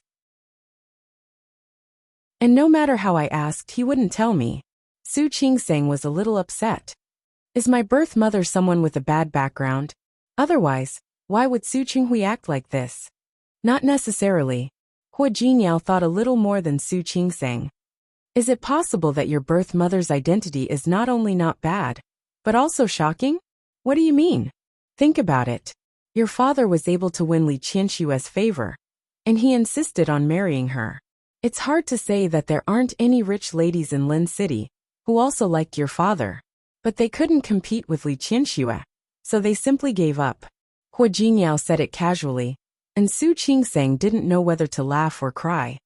Come on. You may not know what the Li family was like back then. Who was brave enough to compete with Li Qianshua for a man? Did they want to die? What else could they do? They can't explain it. If you were born to a woman outside, he could just tell Li Qianshua who gave birth to you and whose daughter you are. Anyway, you don't need to be afraid of the itch when there are so many lice. It's the same to find a woman outside, and it's also the same to find 2 women outside. Hua Jinyao. That's enough. Su Qingsang couldn't listen to it anymore. Although I think my father is quite a scumbag, why do I feel that your guess is even more unreliable than mine? How is it unreliable? Hua Jinyao thought it was completely possible. If you ask me, You might be the daughter of a rich family, but because you can't go against the Li family, your father is very secretive and refuses to say it directly. Hua Jinyao looked at the screen in front of him and said it casually. However, the idea of not going against the Li family flashed through his mind. A very absurd thought flashed through his mind. In fact, was it possible? Su Qingseng bit her lip and didn't answer Hua Jinyao's words. All right, you haven't told me why you called me at this time. After Hua Jinyao went to Rong City, he would call her every night, but this was the first time he called at this time. Thinking of this, Hua Jinyao's thoughts stopped thinking about Su Qinghui. There is something. Hua Jinyao's voice was very soft. Grandpa wants you to come to Rong City for the new year. I have already refused. But he said that he can send someone to pick you and Mom up in a private plane. He also said that if you are worried, he will hire the best medical staff. Why so suddenly? Is it because you have to go to Rong City for some reason? Hua Jinyao paused for a moment and thought of something. I may have forgotten to tell you. My grandpa has a brother and a sister. I also have a great-uncle and a great-aunt. They usually don't live in Rong City. Every year during the new year, my great-uncle and great-aunt will come over. My great-aunt and great-uncle know that I am married. They want to see you. If it were anyone else, Hua Jinyao naturally wouldn't care. But his great-uncle, Hua Yangyuan, and great-aunt, Hua Yangxiu, were not ordinary people. They were 2 generations older than him. It was normal for them to want to see the eldest granddaughter-in-law of the Hua family. This request was completely reasonable, not to mention that this was the first year of Su Qingsang's marriage. Qingsang, my grandpa said that he will arrange the best hospital. Please rest assured. He will make sure that our mother receives the best care. Did this mean that she had to go to Rong City with him? Hua Jinyao, do you have a lot of people in your family? Are you afraid? I am not afraid. I just feel that it is a little troublesome. She had already met Hua Jinyao's uncle and aunt, as well as his group of cousins last time. At that time, she thought that was all. But she didn't expect that there would be another great-uncle, and then another great-aunt. In addition to the children of these great-uncles and great-aunt, how many relatives would there be?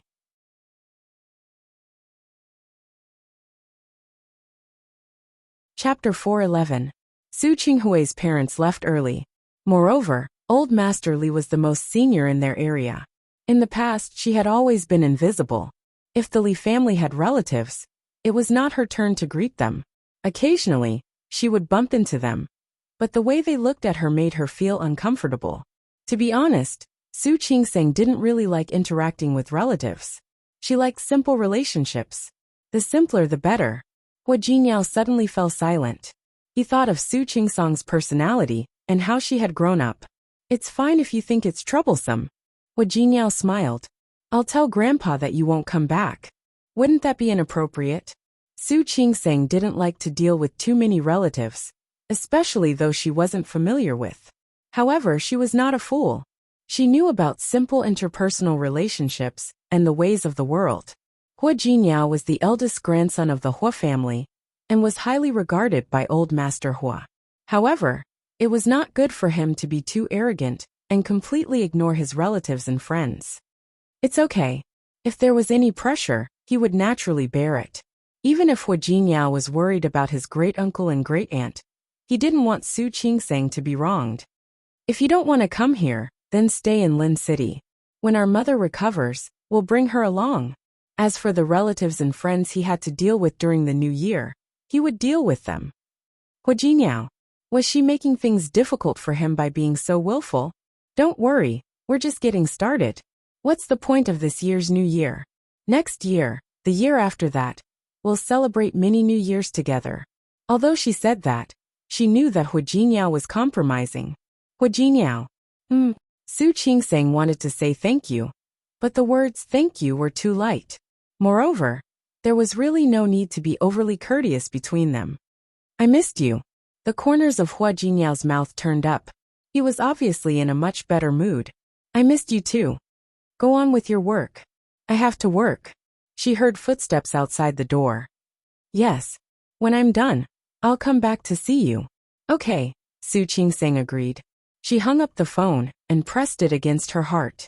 The corners of her lips curled up slightly. It didn't matter whose daughter she was anymore. Because now, she had her mother and Huijinyao. As for who her birth mother was, she would slowly investigate it in the future. She believed that it was impossible for there to be no clues. What Huijinyao said just now actually made some sense. Su Qinghui couldn't tell Huijinyao about her biological mother. A thought flashed through Su Qingsang's mind, but it was too fast for her to grasp. Lin City was getting colder and colder. It was less than a week before the new year. Some units were already on holiday. There were no holidays in the hospital. The first day to the 7th day of the new year was a holiday. However, there were also doctors on duty every day. This year, Xiang Kaiping was hospitalized. Su Qingsang offered to let her work on New Year's Day and New Year's Eve. There were fewer patients than usual during the Spring Festival. The people of China were particular about auspiciousness. Even if they were feeling unwell, they would wait until after the New Year.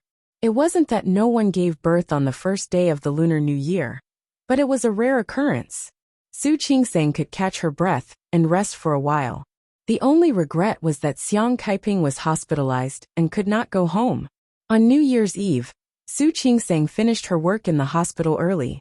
After work, she asked Xiaoyu to look after her for a while and went home. Xiaoyu was the second caregiver she hired. Xiaoning was going home for the new year. Xiaoyu was another caregiver Su Qingsang hired. She went home. Sister Lu was originally from Lin City. She knew that Su Qingsang was coming back, so she didn't leave. Sister Lu, thank you. This was arranged by Su Qingsang beforehand. She wanted Sister Lu to work hard for another day. Sister Lu didn't let her down. She made a table full of dumplings and cooked a few dishes for them. Thank you, Sister Lu. Su Qingsang took out the red packet she prepared in advance. Sister Lu, thank you for the past few months. Go home for the new year first. I still need you to come back to help me after the new year. Sister Lu didn't stand on ceremony. She took the red packet and went home. Su Qingsang packed up the dishes cooked by Sister Lu, packed the dumplings, and hurried back to the hospital. It was only 7 o'clock. She told Xiaoyu to go home first. Mom, are you tired of lying down? Let's have dumplings today. Su Qingsang took out the dumplings. Watch TV first. I'll cook the dumplings right away. Look at you. Xiang Kaiping looked at Su Qingsang's busy figure. She was very touched, but also very guilty. It's the new year, but you have to stay in the hospital with an old woman like me. Mom, if you say that again, I won't be happy. Su Qingsang put the water on the induction cooker to boil. She had specially brought this over. She could heat up food for Xiang Kaiping or something. As long as she didn't cook, the hospital would turn a blind eye to it. You're not old at all. If I go out with you now, people will definitely say that we're sisters. You're good at coaxing me. I'm not coaxing you. I'm telling the truth.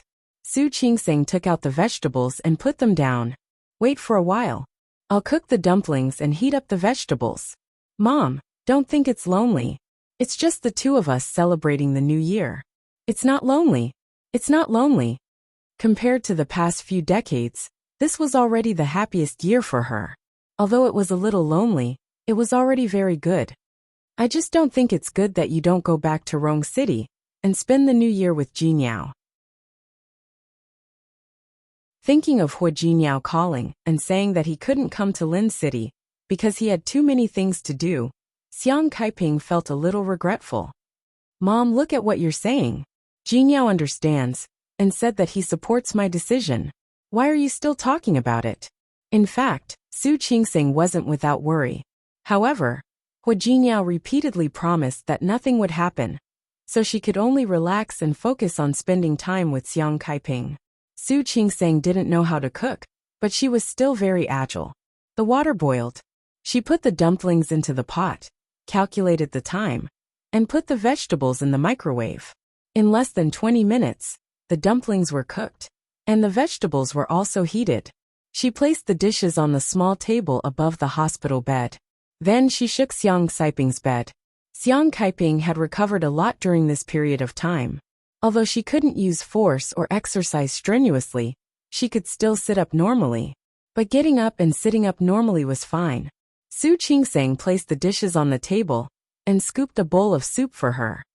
Mom, you can't drink alcohol in your body, so use the soup as a substitute for alcohol. I wish our new year will be better and better. Okay. Xiang Kaiping nodded and picked up the bowl of soup. Happy New Year. Happy New Year. Su Qingsang smiled. Although the two of them ate simple and stayed in a hospital ward, the atmosphere was quite good. Chapter 412. The restaurant was very quiet. No one was talking, and no one was smiling. The atmosphere was quite depressing. Li Qinxue sat at the long dining table. The table full of steaming delicacies didn't make her look good at all. In the past, there were 5 people for the New Year's Eve dinner, but now there was one less person. How could Li Qinxue not be angry? She didn't expect Su Qinghui to be so cruel. He really didn't want Su Peijian to come back for the new year. Su Peijian was her first child, and she had spent the most effort on her. Unlike Su Yusen, when Su Peijian was born, her body was very weak, and her immune system was not good. It was the little daughter that she was afraid of dropping. It was the first time in more than 20 years that she didn't spend the new year with her. Li Qinshue's expression was ugly. She sat there without saying a word. Because of her expression, the atmosphere at the dining table was no longer festive at all. Mom! Su Yusen was the first one who couldn't stand the atmosphere. Let's eat. Li Qinxue didn't want to eat it. She really couldn't take this lying down. Su Qinghui, are you even human? You sent your daughter so far away for an outsider? You didn't even let her come back for the new year. Are you punishing her? You're punishing me. Mom. Su Yusen really didn't want to hear Li Qinxue and Su Qinghui quarrel. Don't talk so much. I'll be back in 2 days. Who knows? Li Qinxue glared at Su Qinghui. Your father sent your sister so far away. Who knows if he'll let her come back? Qinxue, Old Master Li said. You're almost the same. It's the new year. How can you behave like this? Dad, you know it's Chinese New Year. But does he want me to have a good time? He won't let me have a good new year. Thinking about Su Peijian, Li Qinxue was so angry that she couldn't even eat. Peijian has never spent the new year alone. I don't know if she's eating now. Does it feel bad to be alone? That's enough. Old Master Li thought of the conditions he had discussed with Hu Jiniao. In fact, if it weren't for the fact that Su Qingsang and Xiang Kaiping were soft-hearted and willing to let it go, they would not have let it go. Su Peijian was not in the United States now, but in prison. However, he couldn't tell Li Qinxue about such a thing. She would never accept that her daughter would do such a thing. This was actually a good thing. Su Peijian could go abroad to calm down. He also knew the difference between them. Peijian is no longer a child. There are so many people out there. Don't they still have to live without you? Why couldn't Peijian do it? You don't have to say anything. Sit down and finish the meal. Dad, I'm old. I don't like to hear you guys make trouble. And I don't want to see you guys make trouble. If you want me to live a few more years, don't say anymore. Li Qinxue gritted her teeth. No matter how angry she was, she could only let it go in front of Old Master Li. However, the more she looked at Su Qinghui, the more disappointed she was. Especially when she found that he was sitting there without saying a word. She became even more furious. See, even if she messed with him like this, he didn't have any reaction. Sometimes, she would rather Su Qinghui quarreled with her. But what about him? Most of the time, he just didn't say a word and looked at her like a clown. In fact, she had already discovered it a long time ago. This man was making her more and more unable to move. It was just that in the past, they had children, and their father had scruples. But she didn't know when it started. But she had really become more and more powerless. She lowered her head. It was the new year, but the atmosphere at home was not good at all. Su Yusen didn't say anything. He didn't understand what was going on with this family. They were fine when they were young, but as they grew up, it became less and less like a family. And he also didn't know how to change this situation. It wasn't that Su Qinghui didn't see Li Qinshue's anger. It wasn't that he didn't see Old Master Li's hidden disappointment. It wasn't that he didn't see the anticipation in Su Yusen's eyes. It was just that today, he really wasn't in the mood. After that day, he never went to the hospital again. On the one hand, Xiang Kaiping didn't want to see him, And on the other hand, he didn't want to see Su Qingseng. He used to think that he was the only one who knew the secret, but now Su Qingseng knew it. Su Qinghui never thought that the day would come when the secret would be found out. The revenge he imagined was when Li Qianxue grew old and found that everything was irreversible. But not now. Su Qinghui's mood during this period of time was quite complicated. If Su Qingseng knew, then Hu Jingyao must also know. Su Qingseng might not be able to guess at the moment, but with Hu Jingyao's intelligence, he might be able to guess Su Qingseng's real identity sooner or later. What would happen then? If one day, Su Qingseng's identity really came to light, and the whole Lin city knew, what would happen? Su Qinghui didn't have the mood to think about anything else. He raised his head, and his eyes fell directly on Li Qianshue's face. With old Master Li around, the anger on her face dissipated a lot, but she still wasn't happy. Her face was cold, and her facial features, which were brighter than normal people, looked quite cold at the moment. Speaking of which, Su Qinghui couldn't remember when was the last time he saw Li Qianxue happy. Sensing Su Qinghui's gaze, Li Qianxue raised her head and glanced at him. Her eyes were cold. What do you want to say? Don't worry. If you want to scold me, just scold me. It's the new year. For my father's sake, I won't argue with you. Su Qinghui felt a little suffocated for some reason. He lowered his head and glanced at the dishes on the table. Let's eat. His voice was too gentle. Li Qianxue glanced at him, thinking that he was going to make trouble again. Her eyes were a little more alert. Not only Li Qianxue was looking at him, but Su Yusin and Old Master Li were also staring at him. Su Qinghui, who was very uncomfortable under their gazes, picked up the wine in front of him and toasted Old Master Li. Dad, Happy New Year. Happy New Year. Old Master Li raised his glass very politely. After toasting Old Master Li, Su Qinghui clinked his glass with Su Yusin's. Study hard. After the new year, you will be a year older. In the future, the Su family will still rely on you to support it. I will. Dad. Happy New Year. Okay. Su Qinghui nodded and finally looked at Li Qianxue. He raised his glass and toasted in her direction. Happy New Year. This was a routine toast every year. Li Qianxue sat there without moving. She still hadn't swallowed the anger in her heart. Su Qinghui looked a little embarrassed, but he didn't take back his glass. Qianxue? Li Qianxue was stunned and couldn't help but glance at Su Qinghui. She had almost never heard Su Qinghui call her name. Every time he called her by her full name, and sometimes he didn't even have a name.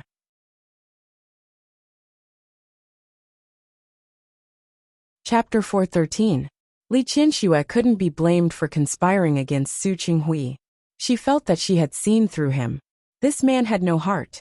Or maybe he had a heart, but his heart was not with her. It was with someone else. Thinking of her daughter, Li Qianshue's face darkened again. Su Qinghui, don't think that I will forgive you if you humble yourself. I won't talk to you until Peijin comes back. Qianxue. Old Master Li couldn't stand it anymore. Are you going to celebrate the new year or not? Li Qianxue was angry, but because of Old Master Li, she finally raised her glass. She didn't touch her glass with Su Qinghui's. She just raised it and took another sip. Su Qinghui didn't relax when he saw that. Instead, he felt even more depressed. Li Qianxue loved Su Peijin so much. If one day she found out that Su Peijin wasn't her daughter, it was the new year. It should be very lively. Su Qinghui suddenly felt a chill in his heart.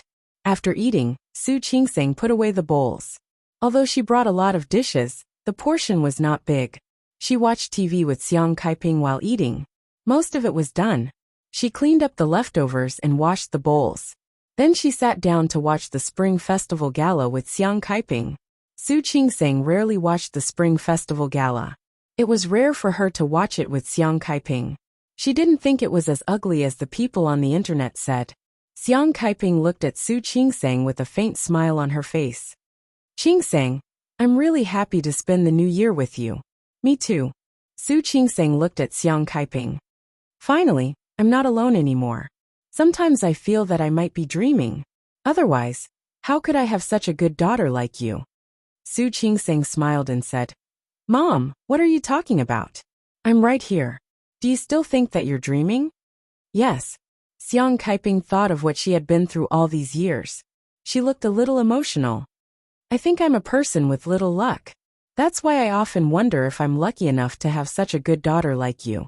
Su Qingsang's heart skipped a beat. She held Xiang Kaiping's hand and said uncomfortably, Mom, I'm not going to be happy if you say that again. Can I also say that I'm a lucky person? Otherwise, how could I have such a good mother like you? All right. Xiang Kaiping finally stopped talking. I won't talk about it anymore. It's the new year, let's talk about something happy. That's more like it. Su Qingsang secretly heaved a sigh of relief. It just so happened that the Spring Festival Gala had reached the part of the skit. Xiang Kaiping focused on the TV.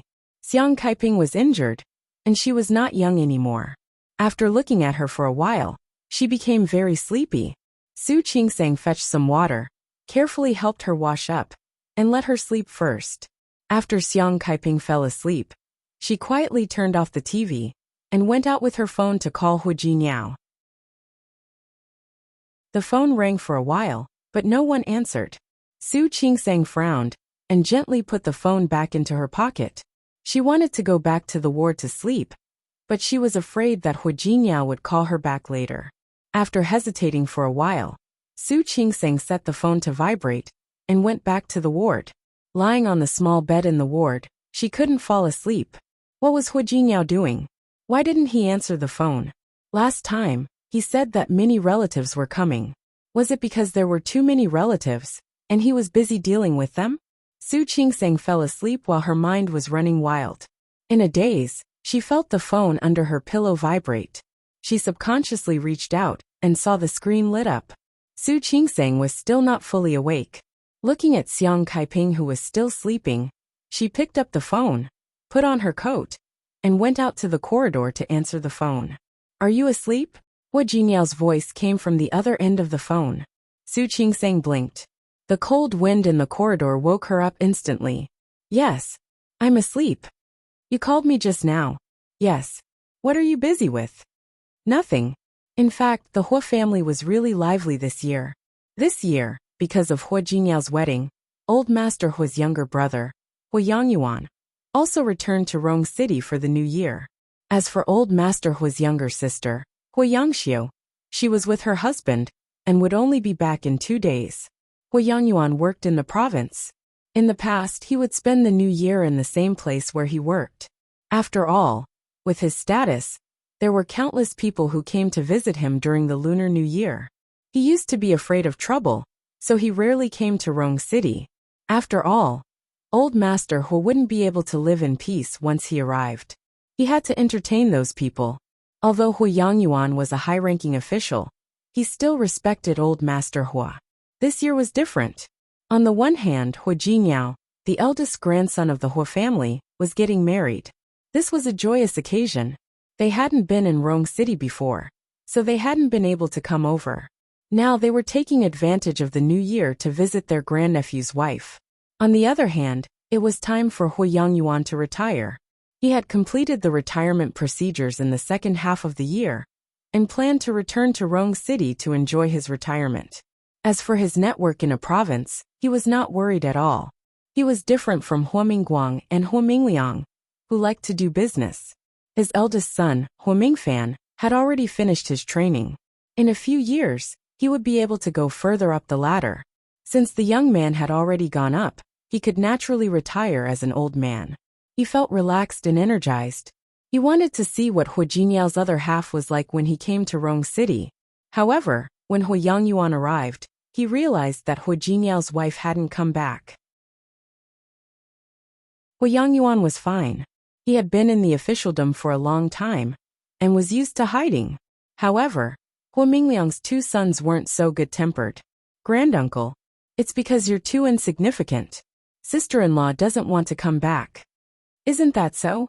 If you ask me, Jiniao dotes on his wife too much. He's probably the first person in Rong City who doesn't spend the first year of his marriage with his in-laws. Hu Mingmei laughed exaggeratedly. Why are you talking about this during the Lunar New Year?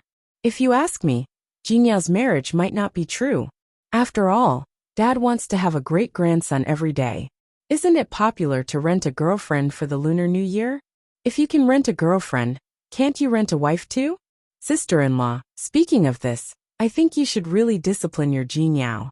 It would be a joke if people knew that a family like ours has to rent a wife. Hua Jinyao listened to his relative's words. He was expressionless and unmoved. Lu Tongjia's face darkened when she heard those words.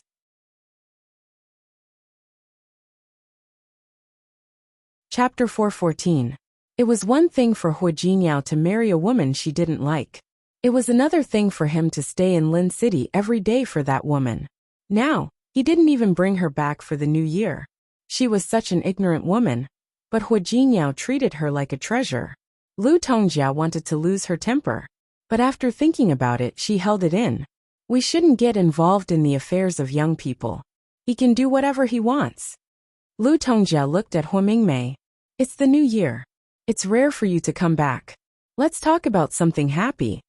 Hua Mingmei was led by Lu Tongjia to change the topic, but Hua Jinyao just felt bored. He looked at Lu Tongjia, not sure if he was disappointed or right. But this was Lu Tongjia. No matter how bad he was outside and how dissatisfied she was, she would immediately put away her dissatisfaction and speak up for him when there were outsiders around. And he was like a bystander, enjoying a good performance. Hua Jinyao looked at the group of people expressionlessly. His family, his flesh and blood. Among them were his closest parents. But he didn't feel any parental love from his parents. He thought of Su Qingsang and Xiang Kaiping. Xiang Kaiping wasn't Su Qingsang's biological mother, but she treated Su Qingsang better than a real mother. All of a sudden he felt annoyed. He stood up and walked out. Where are you going? Lu Tongjia saw that her son was about to leave. The whole family is here. Where are you going? Nowhere. I'm just going to make a phone call. Hua Jinyao turned around and glanced at Hua Mingmei. He seemed to be mocking her. After all, my wife is rented.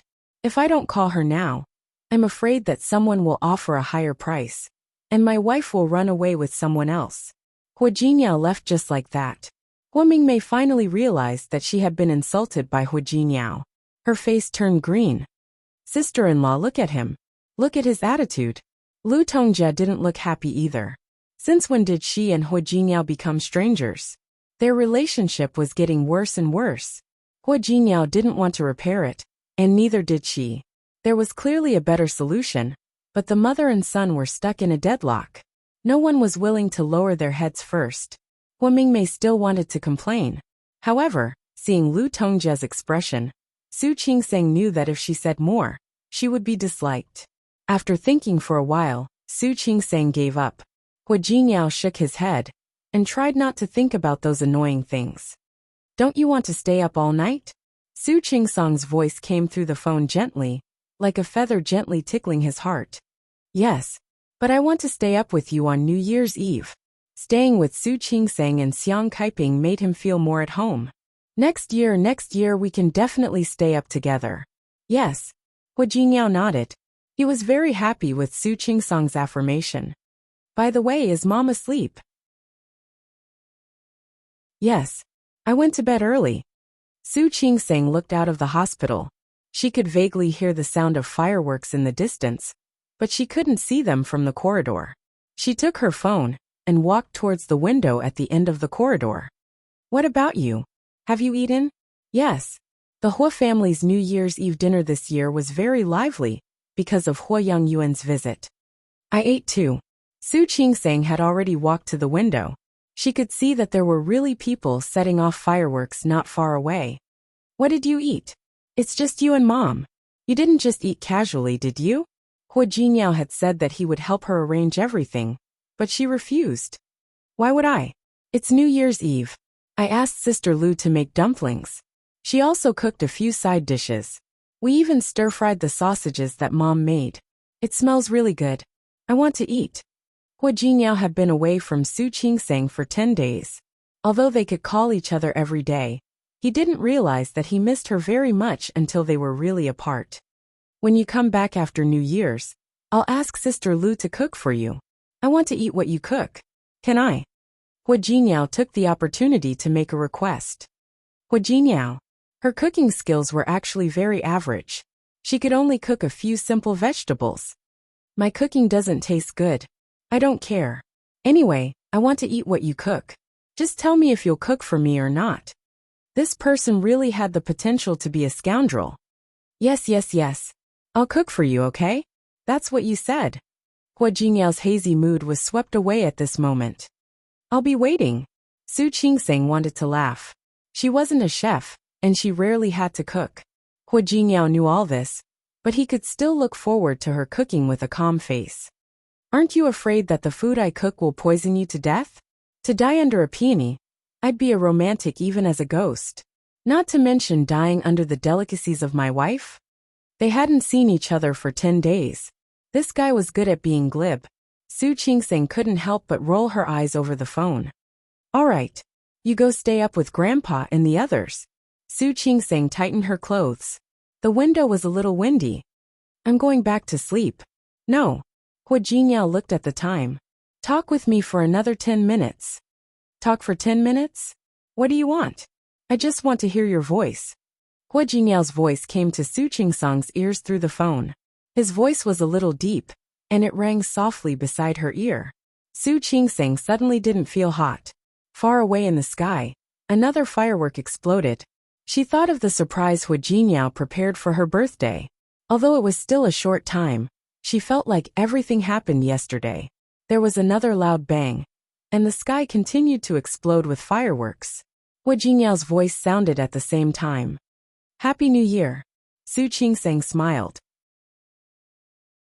She finally knew why Hua Jinyao asked her to talk for another 10 minutes. The sound of fireworks kept going, not only on Su Qingseng's side, but she could also faintly hear the sound of firecrackers on Hua Jinyao's side. Happy New Year. After midnight it was a new year. Qingseng, I really want to see you soon. Me too. Su Qingseng heard the sound of fireworks around her. Several people were setting off fireworks in the square outside the hospital. Qingseng, do you have any wishes for the new year? I didn't come back to spend the new year with you. What do you want as a new year gift? I'll give it to you.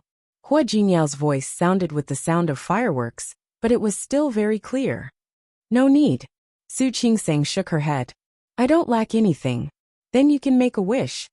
Hua Jinyao said half jokingly and half seriously. What wish do you have? I'll help you fulfill it. Su Qingseng looked at the flying fireworks in the sky and didn't answer Hua Jinyao. Instead, she thought about what wish she had. Her wish was for the people she cared about to be well. She looked at the night sky for a while. She thought, if I really have to fulfill a wish.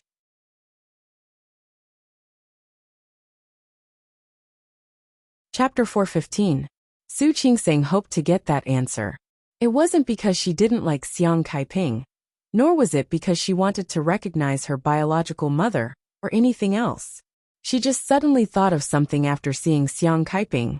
If Xiang Kaiping had been lonely for more than 20 years, then was her biological mother even more lonely than Xiang Kaiping? Xiang Kaiping sold her house and went to the north to do business. She was resourceful and bold, but they both missed her so much. What about that woman? What about the woman who gave birth to her? Would she be living a bad life in a place she didn't know? Living a bad life? Su Qingseng didn't want to think like that, but she couldn't help it. In the first 20 years, she knew that maternal love was hopeless, so she didn't crave it. But in the past few months, she looked at Xiang Kaiping and had these thoughts. She thought whether she would recognize that woman in the end or not.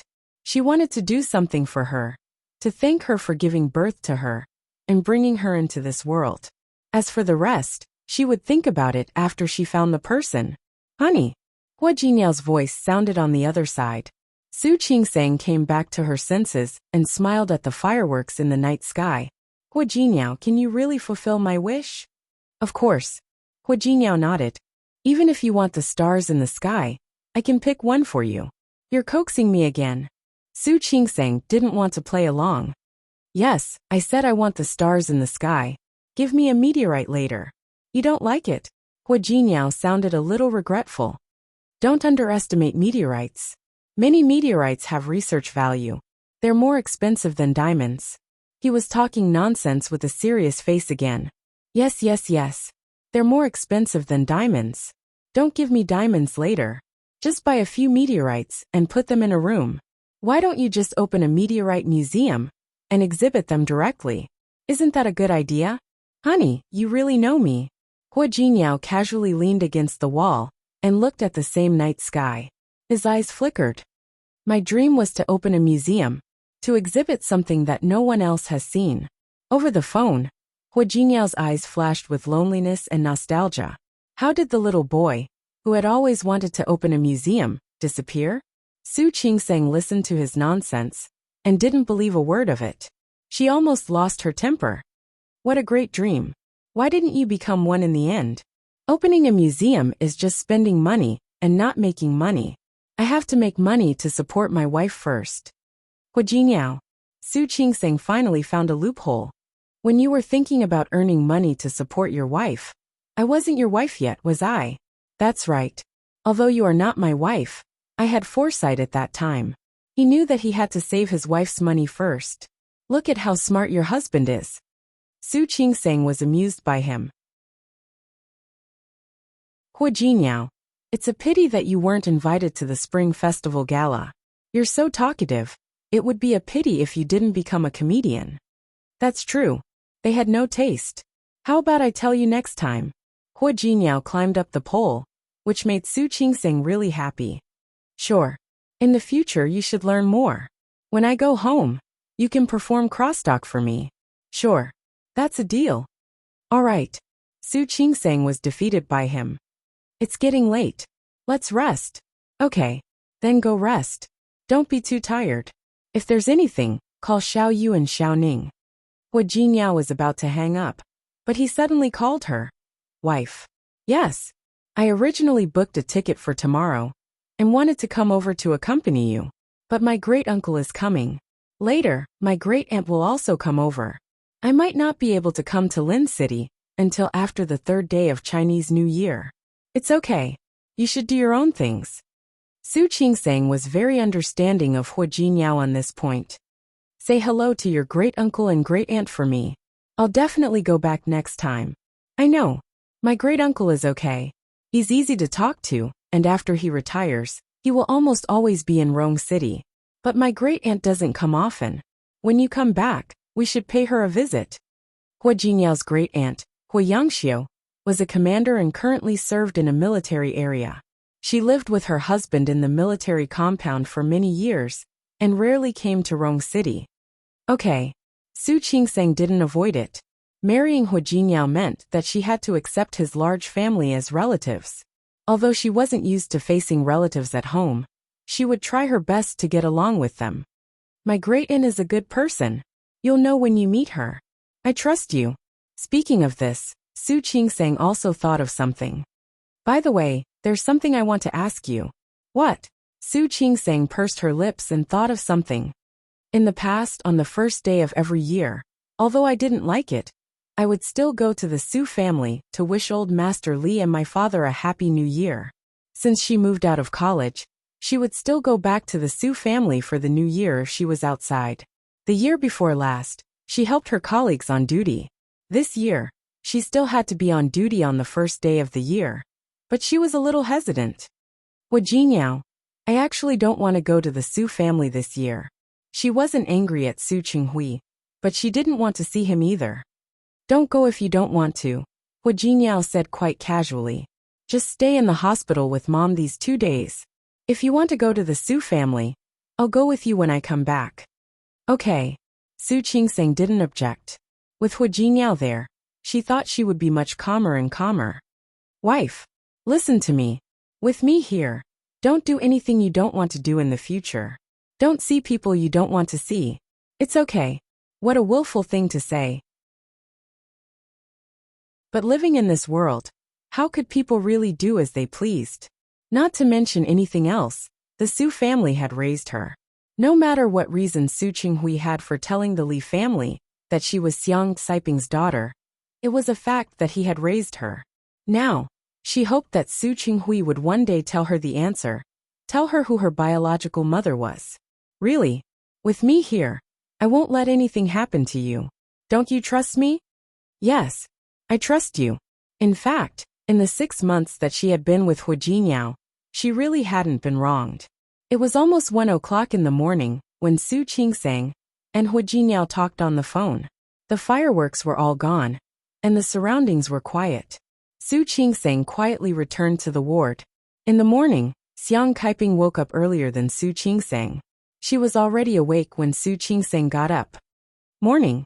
Su Qingsang quickly got up. Happy New Year. Mom. Happy New Year. Happy New Year. Xiang Kaiping looked at Su Qingsang and waved at her. Come. This is for you. She took out a red envelope from under her pillow. Happy New Year. Mom, what are you doing? New Year's money. I should have given it to you yesterday, but I forgot. Xiang Kaiping said this with a look of self-blame on her face. Thank you, Mom. I'm already so old. I don't need this. But Su Qingsang was very touched. She grew up in the Su family, so she naturally had New Year's money. But how could the annual routine transfer of money compare to this red packet? Don't be so polite. Xiang Kaiping smiled. I didn't give you any before, but I'll make it up to you in the future. When I have a grandson, I'll give him New Year's money every year. That's good. Take care of yourself. Let me thank you on his behalf. You. After breakfast, the first person to visit Xiang Kaiping was Zhua Hongqian. He was a doctor, so he didn't have to be so particular. The second one to arrive was Shi Mengwan. Su Qingsang didn't expect her to come so early. You child. Why did you come to the hospital on New Year's Eve? Xiang Kaiping rebuked. You could have come back in a few days. Auntie, it's fine. I don't believe in that. As Shi Mengwan spoke, she put down the gift in her hand. I have a good relationship with Qingsang. It's not a taboo. Good boy. They are all good kids. Someone came to visit Xiang Kaiping, and the ward became much livelier. A few doctors who were familiar with Su Qingsang, and were also assigned to be on duty, had come over to see Xiang Kaiping. In this way, there was a festive atmosphere. Su Qingsang had to be on duty, and couldn't stay in the ward all the time. She was happy to have someone to accompany Xiang Kaiping. When it was almost time for dinner, Su Qingsang handed over her work and hurried to the ward. To her surprise, she saw Su Chunghui again. He stood outside the ward, obviously wanting to go in, but for some reason he stopped there. Dad. No matter how much Su Qingsang criticized Su Chunghui in her heart, she didn't show it on her face. Happy New Year. Happy New Year. Su Chunghui said this unnaturally. He cleared his throat and looked in the direction of the ward. Your mother. My mother is recovering well. After the new year, let the doctor check her again. Then she can be discharged. During this period of time, Su Qingsang and the caregivers had taken good care of Xiang Kaiping. Her recovery was better than the doctor had expected. After leaving the hospital, she only needed to do some rehabilitation. After that, she would slowly return to normal, at least like a normal person. Su Chunghui had just said the word, when Su Qingsang interrupted him. Dad. I beg you, I'm begging you. Don't go in to see my mother. Xiang Kaiping absolutely didn't want to see Su Chunghui on New Year's Eve. That was definitely not a good thing. Su Chunghui's expression was a little ugly. Qingsang, I hope you remember that I am your father. I know you are my father. Su Qingsang nodded. So what? My mother doesn't want to see you. Can you be a little kinder and let my mother go? Can you? Su Chunghui's face turned green. He stared at Su Qingsang for a while and said, I just want to wish her a happy new year. No need. Su Qingsang really didn't think it was necessary. My mother can still have a good new year if she doesn't see you. If she sees you, I'm afraid she won't have a good new year.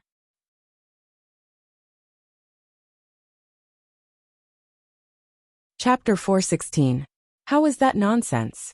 Su Qingsang was speechless at the accusation. That's the truth. Su Qingsang didn't think she was wrong.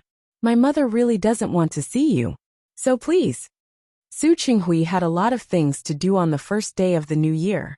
He had to go back to the Su family later, so he took some time to visit Xiang Kaiping. He didn't expect Su Qingsang to be so determined. She wouldn't even let him see Xiang Kaiping. Qingsang, you have no right to make decisions for your mother. Why don't I? I know very well that my mother doesn't want you. You know very well that you're not. Yes, I'm not. I didn't. Su Qingsing interrupted him. Then who did it? Dad, are you sure you want to argue with me in front of my mother's ward on the first day of the new year? Are you sure? Su Qinghui didn't say anything. He looked at the ward. Dad. Su Qingsing looked at Su Qinghui and suddenly said, I don't understand something. Can you explain it to me? Su Qinghui looked at her and didn't say anything. Since you don't love Auntie so much, why don't you divorce her? Su Qingsing raised her eyebrows. Her face, which looked like Su Qinghui's, was a bit confused. If she really didn't like Li Qianxue and couldn't forget Xiang Kaiping, why didn't she divorce him? What nonsense are you talking about? Su Qinghui's expression changed. I think it's nonsense. If you are really in so much pain and suffering, you can divorce Auntie and leave her. With your ability, even without the Li family, I believe you can still make a name for yourself. If you're single today, you're not married. I won't stop you from seeing my mother. But Dad, you're not. You're married. You have a wife and a family. Yet you came here to see my mother. Don't you think you're too much? Su Qingsing wanted to say that it was too shameless. But the man standing was her father after all. She couldn't say it out loud. What do you know? You don't know anything at all. Of course, Su Qinghui believed in his ability. He also believed that even without the Li family, he could still make a name for himself. Yes. I don't understand. Maybe I'm too young. Su Qingsing sighed in her heart. I only know that. If it were me, I would never allow Hu Jingyao to have feelings for another woman while we are still married. I didn't. Su Qingsing didn't believe him at all, but he still said, I just want to know how your mother is doing. Ever since Su Peijian's incident, he had been feeling guilty and blamed himself. He did feel some regret, but that emotion was suppressed by him. My mother is doing very well. You don't have to come. Speaking of this, Su Qingsing sighed deeply. Dad, I know it's hard for you to believe me, but I still have to tell you that even if I'm not my mother's biological daughter, I will take good care of her. Don't worry. After saying that, Su Qingsing turned around and went back to the ward to see Kaiping. Su Qinghui looked at Su Qingsang's back. His steps were firm and steady. When she spoke just now, her tone was calm and determined. He knew that what she said was true. His daughter had grown up in a place where he couldn't see her. Su Qinghui looked at Su Qingsang's back as she walked away. Suddenly, he felt even more guilty than he had ever felt for Kaiping. Su Qinghui turned around and slowed down his steps. He looked outside. It was the first day of the new year, and the weather was good. The sun shone on him, making him feel warm. Su Qinghui didn't feel warm, and his face showed a blank expression. When he walked out of the hospital, he saw a familiar figure. Li Qianxue. He didn't know when she came. She stood at the entrance of the hospital from afar and stared at him coldly. Su Qinghui suddenly felt guilty. He stood there and didn't move. There were two people, one at the entrance of the hospital building, and the other at the gate of the hospital wall. They looked at each other across the lawn of the hospital. He saw Li Qianxue curl up the corners of her mouth mockingly. She looked at him coldly and sharply, but also with disappointment and understanding. He thought that Li Qianxue would rush over, question him and scold him. In the end, she didn't. She just looked at him, then turned around, got in the car, and drove away. Su Qinghui raised his foot, but in the end he stopped. The sunshine of the new year suddenly became a little dazzling. The next day, Su Qingsing made an appointment with a few doctors to visit the homes of a few hospital leaders. Then, she went to Shi Mengwan's house. As for the Su family, she planned to visit them on the third day of the new year. Hu Jingyao would come back on the third day, but she didn't know when he would arrive. If he came back in the afternoon, then she would go to the Su family alone. When Su Qingsing saw Hu Jingyao in the ward, she was shocked. Why are you back? Yes. Hu Jingyao nodded with a smile. What's wrong? Are you unhappy? Su Qingsing shook her head. Suddenly, she took 2 steps forward and hugged Hu Jingyao. You're so bad. I thought you wouldn't arrive until tomorrow. I missed you, so I came back early. Those social engagements were really boring. Especially this year, Hu Yangyuan came. God knew how many people came to visit him for the new year. He didn't have the patience for these things. After flying to his great-aunt's house early in the morning, he had lunch and directly booked a plane ticket to Lin City. He hugged her a little tightly. They had been separated for more than 10 days. He really missed her. Su Qingsang felt the same. Smelling the familiar scent on his body, she inexplicably had an urge to cry. Her eyes were red, and the tip of her nose was sour. It didn't matter that she had spent the new year alone in the past, but this year, because of Hu Jinyao, she felt that she missed him very much and wanted him to be by her side. I missed you too. Su Qingsang blinked her eyes and suppressed her excitement. She rubbed her face in Hu Jinyao's arms. Hu Jinyao held her up, lowered his head, and kissed the top of her head. Su Qingsang was still feeling affectionate, but she instantly came back to herself when she heard the laughter next to her. Only then did she realize that she was in the ward. Not only was Xiang Kaiping in the ward, but little Yu was also in the ward. Her face immediately turned red, and she quickly moved away from Hu Jinyao's arms with a beautiful blush on her face. She glared at Hu Jinyao. Her gaze looked fierce, but in fact it was not lethal at all. Hu Jinyao even pulled her back into his arms. Mom! He brought Su Qingsang to the bedside. Happy New Year. Good. Xiang Kaiping was really happy to see her son-in-law. It's good that you're back. Mom! Hu Jinyao turned around to pick up the gifts on the ground that he had put down because he saw Su Qingsang. I brought you some things. These will be useful in the future. Su Qingsang looked at the pile of gift boxes and packaging. She was a little touched by Hu Jinyao's kindness. He knew that Xiang Kaiping was not her biological mother, but he still did this. It was really rare. You child. Look at you. It's good that you're back. Why did you buy me things? Xiang Kaiping said with some blame. She had saved some money in her early years. She really didn't want her daughter and son-in-law to spend too much on her. Mom, just keep them. These are all good things. They are all internal supplies. Ordinary people can't buy them even if they want to. Hu Jinyao looked indifferent. I've asked the doctor. These are good for your recovery. Xiang Kaiping knew that this son-in-law was capable, and that these things were nothing to him. But she was very touched by his kindness. She didn't refuse anymore, and asked Su Qingsang to put the things away. In her heart, she decided that after she was discharged from the hospital, she must recover as soon as possible. She couldn't be a burden to Hu Jinyao and Su Qingsang.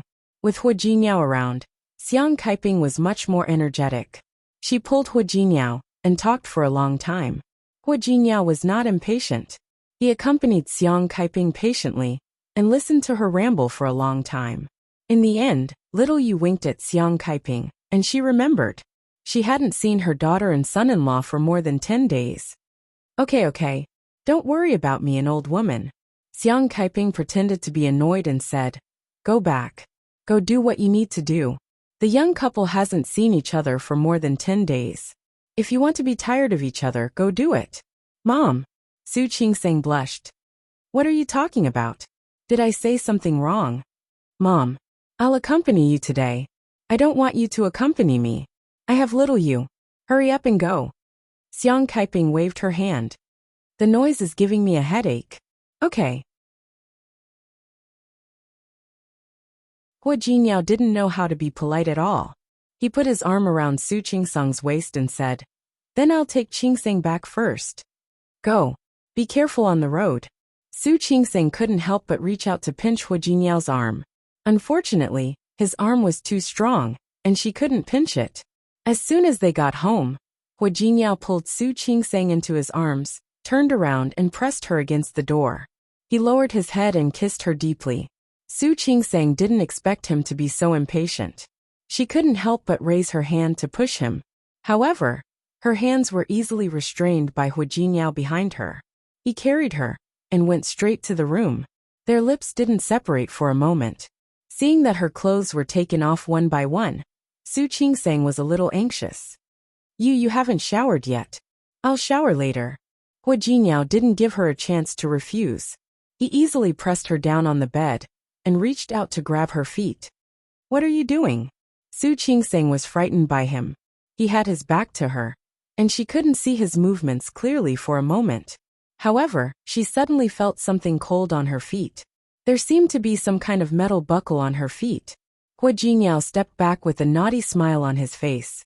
He raised her feet for her to see. Does it look good? It was a very thin but very delicate anklet.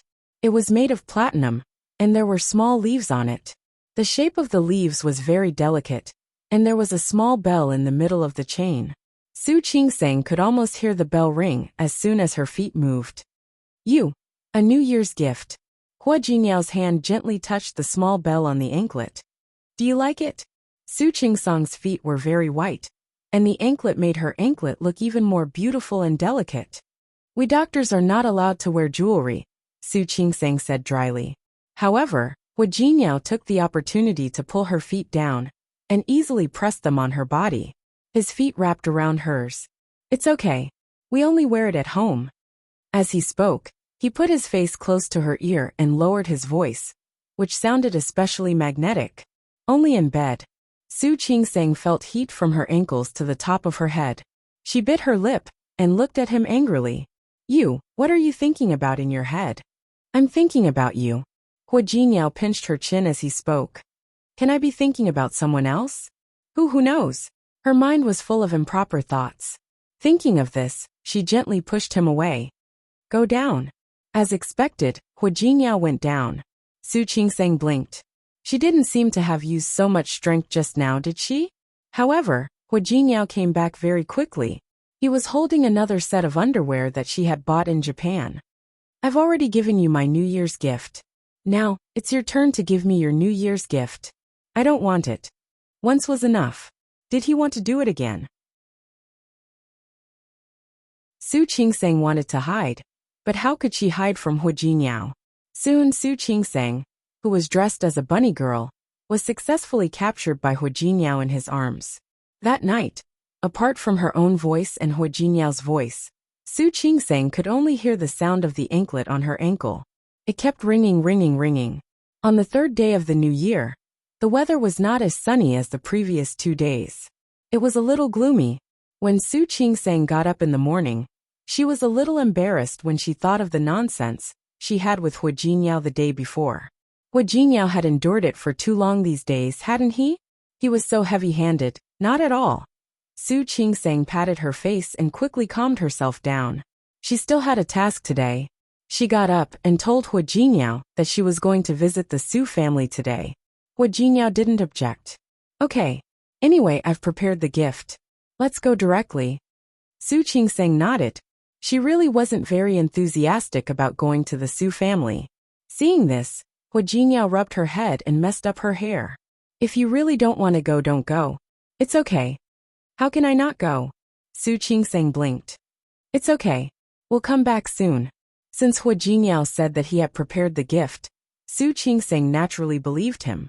When they arrived at the Su family, Old Master Li had already gotten up and was playing chess with Su Yusin. Su Qinghui and Li Qinxue hadn't gotten up yet. Seeing Hua Jinyao, Old Master Li was a little emotional. This outstanding young man could be said to be a member of his family, but he didn't marry Su Peijian. Instead, he married Su Qingseng. It would be a lie to say that he didn't regret it. However, everything had its own fate. It couldn't be forced. Old Master, Happy New Year. Su Qingseng and Hua Jinyao wished Old Master Li and Su Yusin each other. Happy New Year. Old Master Li looked at Hua Jinyao. You're here at the right time. Come and play chess with me. Yusin, go upstairs and call your father down.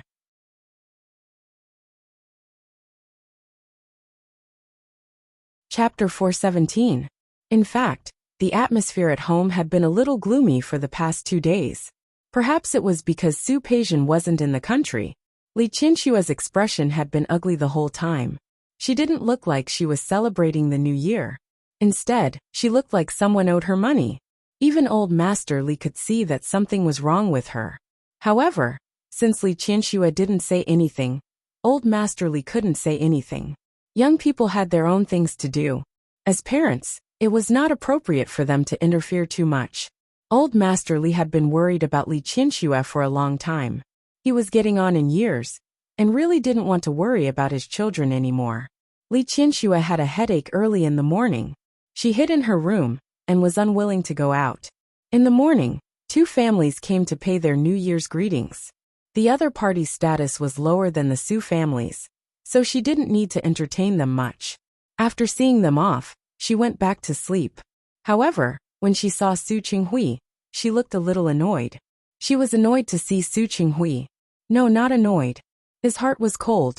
Her heart was so cold that she didn't want to be with this man anymore. Su Qinghui had just come out of the bathroom. When he saw Li Qianxue, he was stunned for a moment. Recently, the relationship between the two of them had been particularly tense.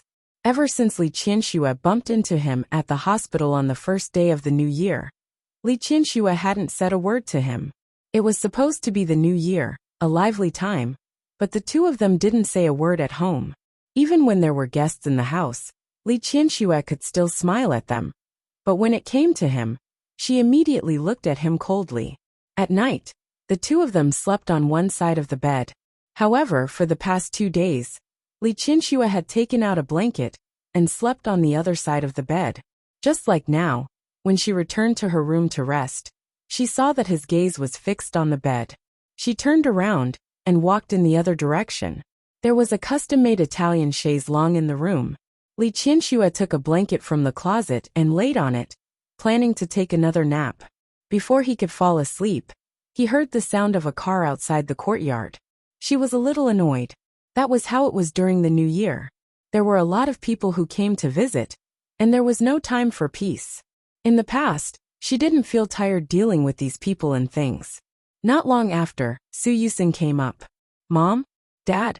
Su Yusin looked at his parents in the room and sighed deeply in his heart. No one didn't want their family to be harmonious, and no one didn't want their parents to love each other. But at some point, Su Yusin knew that this was just an extravagant hope. Big sister, brother-in-law is here.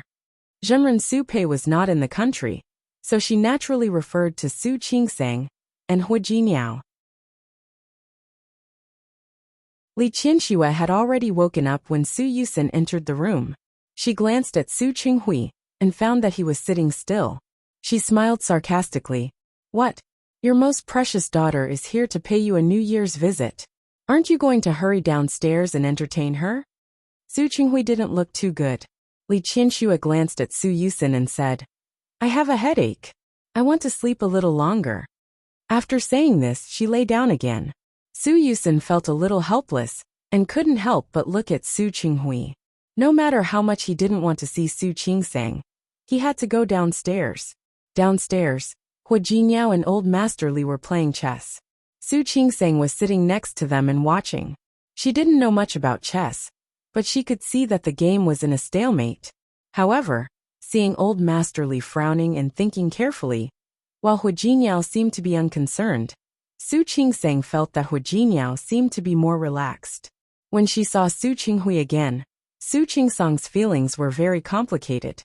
In her heart, Su Qinghui was obviously a scumbag, but such a scumbag was her father. Dad! Dad! Hu Jiniao also stopped playing chess and stood up to pay a New Year's visit to Su Qinghui. Su Qinghui nodded slightly, not showing much enthusiasm on his face. Su Qingsang wasn't surprised by his attitude at all. If Su Qinghui was warm and considerate to her one day, it would really be a strange thing. Hu Jiniao went back to play chess with Old Master Li. After a few rounds, Old Master Li admitted defeat. The new generation excels the old. The younger generation really surpasses the older one. Old Master Li's face was full of admiration. He really appreciated Hu Jiniao as a young man. You flatter me, Old Master. Hu Jiniao smiled faintly. Speaking of which, my grandfather loves to play chess. I just play with him a lot. Hu Jiniao was playing chess with Old Master Li, while Su Yusin was chatting with Su Qingsang. Su Qinghui, on the other hand, became the extra one. He didn't seem to care. No one knew what he was thinking, but he was a little lost in thought. When it was almost lunchtime, Li Qianxue came downstairs. She had slept, and her complexion was a little better. Hu Jiniao and Su Qingsang stood up to pay a New Year's visit to her. Li Qianxue's reaction was very cold. Su Qingsang had long been used to Li Qianxue's attitude, so she wasn't sad. Su Yusin looked at Su Qingsang, his eyes a little apologetic. Su Qingsang smiled at him, not taking it seriously. Li Qinxue noticed her son's gaze, and the expression on her face became more and more unpleasant. Her husband was on Su Qingsong's side, and now even her son was on Su Qingsong's side. She felt that there was a lump in her heart. She couldn't go up or down. This kind of feeling was so uncomfortable that she left before the others finished eating. Old Master Li felt helpless about his daughter's increasingly abnormal behavior. Fortunately, Hua Jinyao and Su Qingseng didn't care about this matter. After all, it wasn't someone they cared about, so their attitude didn't matter. After eating, Su Qingseng was going to leave. However, when she saw Su Qinghui, she couldn't help but want to ask who her biological mother was. Hua Jinyao seemed to know what she was thinking. He held her hand and said, "I'll go." Su Qingseng bit her lip and looked at Hua Jinyao in surprise. "Hua Jinyao, don't worry. I know what I'm doing." After saying this, Hua Jinyao asked Su Qingseng to accompany Old Master Li and Su Yusen to chat. He used business as an excuse to call Su Qinghui into the study. Su Qinghui didn't understand what business it was that needed to be discussed on such a big day like the New Year. However, Hua Jinyao had gone to Rong City before, so there might be a new project or something else. The two of them entered the study, and the servant left after serving 2 cups of tea. Su Qinghui looked at Hua Jinyao, waiting for him to take the initiative to speak. Hua Jinyao picked up the tea in front of him and took a sip, then clicked his tongue and said, "Isn't this Longjing tea before the rain? It's a bit of a waste to make it like this." Su Qinghui didn't speak. Old Master Li liked tea, so he asked someone to make some. As for how to make it, he actually didn't like tea very much, and he usually didn't pay much attention to it. However, when Old Master Li was free, he would make his own tea. "You just said that business. It's not business." Hua Jinyao looked at Su Qinghui. He could roughly tell that Su Qinghui had been in a strange state recently. "Actually, I have something personal to tell you."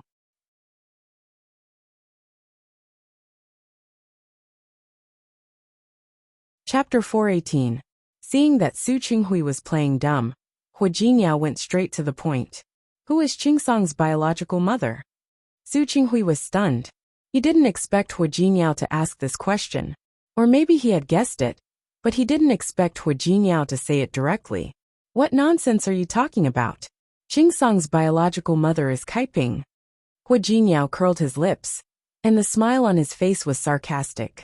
He put down the teacup in his hand, sat up straight, and looked at Su Qinghui. "Is it interesting?" "Hua Jinyao." Su Qinghui closed his eyes and suppressed the trace of displeasure in his heart. "Is it interesting? How can you say such things in front of me? Who are you to question me?" "Qingsong's husband," Hua Jinyao said confidently. "I don't want to see Qingseng worry, so please tell me, Dad, who is Qingsong's biological mother?" "No one." This was the last thing Su Qinghui wanted to talk about.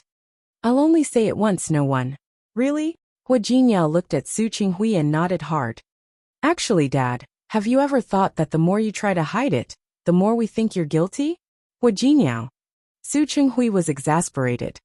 "I'm your father-in-law. You'd better watch your attitude. Of course I know you're my father-in-law, but do you think what you've done is what a qualified father should be?" When Hua Jinyao said this, his voice became quite rude. "All these years have you cared for Qingseng? All these years have you cared for her feelings? You can't even give her an answer. What makes you think that you can be called a qualified father-in-law?" Su Qinghui didn't say anything. He knew these things, but he just forced himself not to think about it. "This is between me and Qingseng. It has nothing to do with you. I've also said that I'm Qingsong's husband. Her business is my business. I'll say it again. I don't have an answer to give you. You don't have an answer because you have a guilty conscience. Because you want to protect the woman you really love." Hua Jinyao's eyes were sharp. His deep eyes were like sharp swords, pointing straight at Su Qinghui's heart. "Am I right?" "Nonsense." Su Qinghui's face turned green. "Who gave you the right to make such wild guesses? Is this nonsense?" Hua Jinyao sneered and stared at Su Qinghui's face. "You said that you love Xiang Kaiping, but you are so cold to her daughter. To put it bluntly, it was because Qingseng was not Xiang Kaiping's daughter. But whose daughter was she? Who is the other woman?" Hua Jinyao thought of his previous deduction. I figured it out later. That woman should have an extraordinary family background. But it was still not enough to contend against the Li clan. In order to protect her, you treated her daughter as Xiang Saiping's daughter and raised her by your side. Right? No. Su Qinghui's defense was weak. Admit it. Your expression betrays you. Why did that woman give birth to Qingsang and not want her? Could it be that, to a large extent, her identity did not allow her to acknowledge this child? Otherwise, why would you have such an attitude? When Hua Jinyao said this, he vaguely felt that something didn't seem to make sense. However, this result was the closest to the answer after his discussion with Su Qingsang. Hua Jinyao, I said, don't talk nonsense. There is no such thing. Su Qinghui had strong self-control for so many years, but at this time, he could not help but be affected by Hua Jinyao's words. I guessed it right, so you are angry? Hua Jinyao sat up straight. Why don't you be more honest and tell me who Qingsang's biological mother is? I can promise you. We just want to know the answer. After we know, we will not destroy the other party's original life. Su Qinghui's expression was very ugly. He stared at Hua Jinyao's face, as if he wanted to burn a hole in his body. Have you said enough? If you have, please get out. In fact, have you ever thought that it is useless for you to hide it? After all, we can actually find out who the women you were in contact with back then. It just takes a little time. Hua Jinyao. Su Qinghui stood up and slammed the table. I'll say it again. Get out. Get out. Hua Jinyao did not stand up because of his anger. The expression on his face did not even change at all. He just looked at Su Qinghui, with a faint mockery in his eyes. You didn't tell me because you don't believe that I can find out? Su Qinghui did not want to listen to him anymore, nor did he want to endure it anymore. He stood up and walked in the direction of the door. Then, he quickly pulled open the door of the study. Hua Jinyao, get out. After saying this, his gaze suddenly fell on Li Qianxue, who was standing outside the door. She stood there expressionless. He didn't know if she had just arrived, or if she had been standing there for a long time. Su Qinghui's face suddenly changed like a palette that had been knocked over. It turned green, red, white, and black. Li Qianxue's expression did not change at all. She only looked at Hua Jinyao. Hua Jinyao, what did you just say? Hua Jinyao narrowed his eyes and looked at Li Qianxue. He was not sure what she would do if she knew about this. Hua Jinyao. Li Qianxue did not look at Su Qinghui at all. She just stared at Hua Jinyao. What did you just say? Say it again. There was no answer. There was no sound. The study was extremely quiet. Li Qianxue took a step forward and entered the study. Su Qinghui subconsciously raised his hand, instinctively wanting to stop Li Qianxue. However, she had already walked in and stood in front of Hua Jinyao. Hua Jinyao, speak. Auntie. Hua Jinyao frowned slightly. He seemed to be a little dissatisfied that he did not notice that someone was approaching and eavesdropping outside the door. It was true that he wanted to help Su Qingsang find her biological mother, but he did not want to destroy Su Qingsang's peaceful life. Su Qingsang is not Xiang Saiping's child. Then whose child is it? Li Qianxue had only heard a general idea, but she still needed more information. Tell me, who is that woman? Auntie, I don't know either. Looking at Li Qianxue's gloomy face, Hua Jinyao inexplicably felt a headache. Things seemed to be out of control. You don't know? Li Qianxue's eyes were as sharp as knives. After glancing at his face, she quickly turned and looked at Su Qinghui behind her. He doesn't know. You don't know either?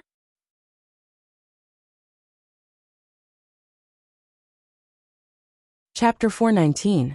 The atmosphere in the study was almost strange. Su Qinghui didn't move.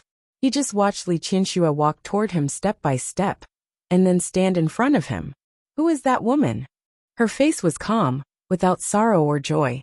She had always thought that the person Su Qinghui loved was Xiang Kaiping. He had not forgotten about her for so many years. However, other than her and Xiang Kaiping, Su Qinghui had another woman. What did that mean? Li Qianxue doubted herself more than once. She doubted that her love for so many years was just a joke. However, she refused to give up. She kept thinking that it would be fine as long as she could endure it. She always thought that as long as she got through it, until Su Qinghui gave up and stopped thinking about that woman, he would always see the good in her. However, she didn't expect that she wouldn't be able to last until Su Qinghui gave up and forgot about that woman. It turned out that Su Qinghui had another woman.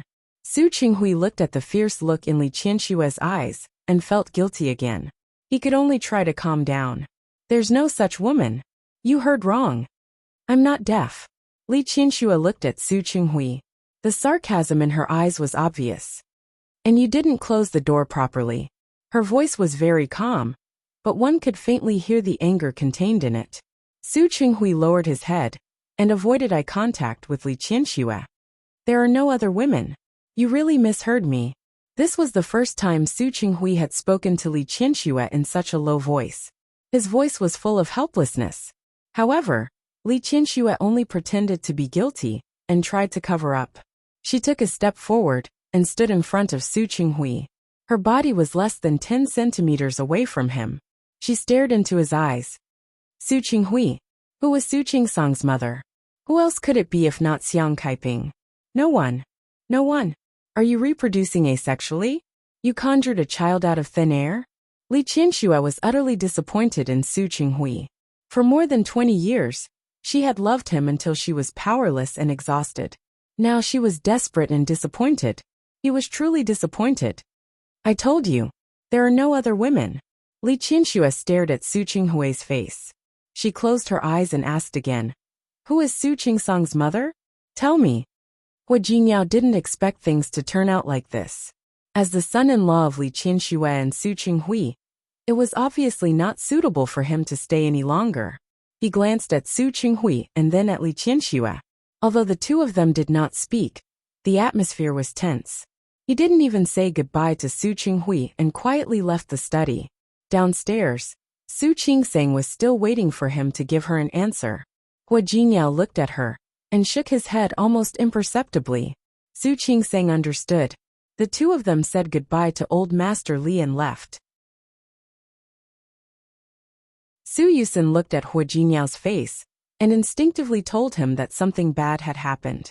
In the study, Li Qianshua was still questioning Su Qinghui. However, no matter what, Su Qinghui would not admit it, let alone tell Li Qianshua the answer. I said there is no other woman. You heard wrong. Li Qianshua didn't want to ask anymore. She raised her hand and almost slapped him in the face. Su Qinghui's face was slapped away by her. He looked at Li Qianshua and moved his lips, but he didn't say a word. Li Qianshua suddenly smiled. She looked at Su Qinghui and smiled while nodding heavily. Su Qinghui, let's get a divorce. This was the second time Li Qianshua mentioned the word divorce. Su Qinghui was stunned for a moment and instinctively refused. I don't agree. It doesn't matter whether you agree or not. Li Qianshua stopped smiling.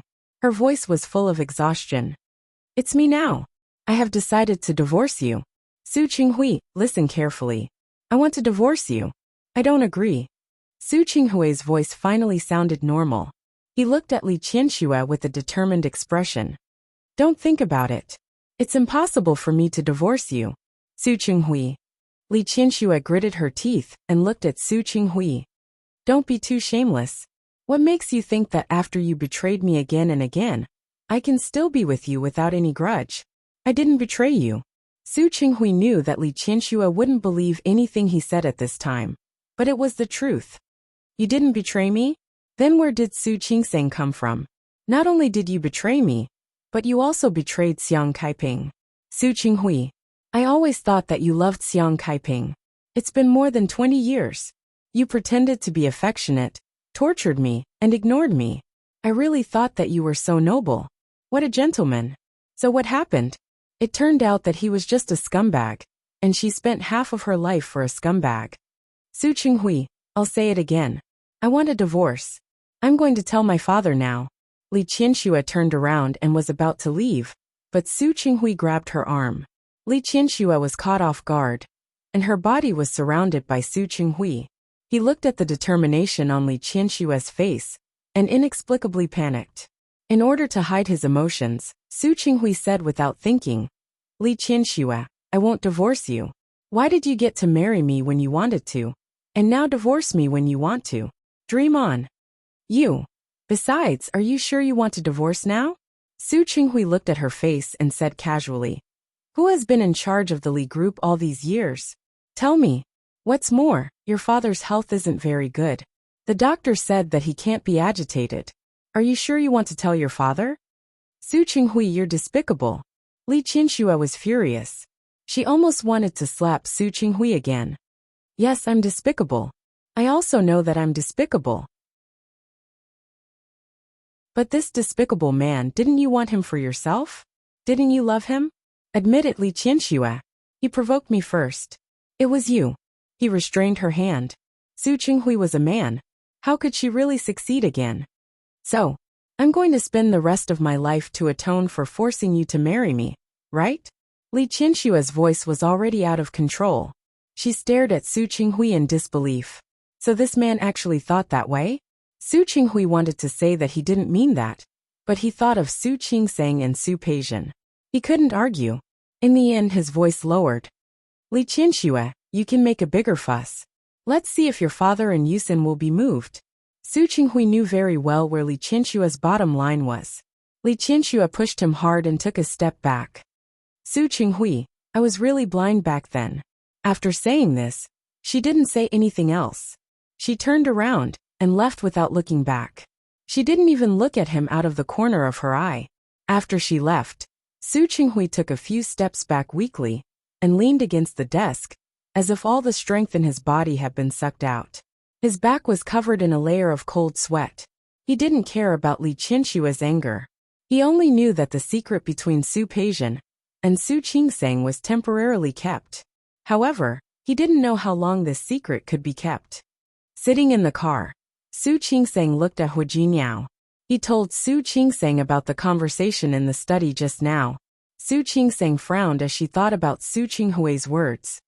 He said there's no that woman? He really knows how to cover up his scummy behavior. Even though Su Qinghui was her biological father, Su Qingsang had some resentment towards him now. How could there be such a person? He dared to do it, but didn't dare to admit it. Hu Jinniao didn't say anything. He thought about everything that had happened since Xiang Kaiping appeared. He felt that something was wrong. Su Qingsang was still guessing the identity of her biological mother. Seeing that Hu Jinniao didn't say anything, she stopped talking. It was the new year, and she was a little depressed because of Su Qinghui's hiding and Su Qinghui's scum. Hu Jinniao, do you think we might have guessed wrong? Is it possible that my mother isn't actually a rich young lady? Is it possible that she's just an ordinary person with a mediocre status? Hu Jinniao's thoughts were interrupted by her. He turned his head and looked at her. What do you mean? For example, a prostitute or... Su Qingsang didn't know why she thought that way. I thought about it. I don't think my father could have sex with a third woman in that situation. The most likely reason is that he wanted Auntie Hua and my mother at the same time. So he had an accident when he was out. The so-called accident was actually something like a one-night stand. Su Qingsang didn't want to think about her father in that way. But the situation in front of her was the most likely reason. Then my mother's child happened to have an accident. So my dad brought me back to the Su family? There was a red light in front of them. After Su Qingsang said this possibility, she turned to look at Hu Jinniao, waiting for his approval. Hu Jinniao frowned slightly. He was still thinking about the series of things that had happened since Su Qingsang and Xiang Kaiping met. He always felt that Su Qingsang's background wasn't as simple as she thought. There must be more to it. On the surface, there seemed to be no problem with Su Qingsang's background, but many details couldn't stand up to scrutiny. He always felt that something was wrong, but he couldn't put his finger on it. Until he heard about Su Qingsang's identity. Those 4 words seemed to be like a bolt of lightning, cutting through all the problems that he couldn't figure out. He suddenly turned to look at Su Qingsang. His eyes were burning as he stared at Su Qingsang's face. He thought of Su Peijian. She didn't look like Su Qinghui or Li Qianxue, but Su Yusin looked very much like Su Qinghui. Looking at Su Qingsang, if he looked carefully, Su Qingsang and Su Yusin looked more like a brother and sister when they stood together. They both perfectly inherited the advantages of Su Qinghui's facial features, especially Su Qingsang. If she was the complete female version of Su Qinghui, her facial features would be at most elegant. However, Su Qingsang's eyebrows and eyes were like Su Qinghui's, but the shape of her face was Li Qianxue. Huajinyao, what's wrong? The light in front of them was already green, and the horns behind them kept blaring. Su Qingsang looked at him with some worry. Do you think I'm wrong? If not, then so be it. Anyway, it's fine now. No, you're not wrong. But we guessed wrong.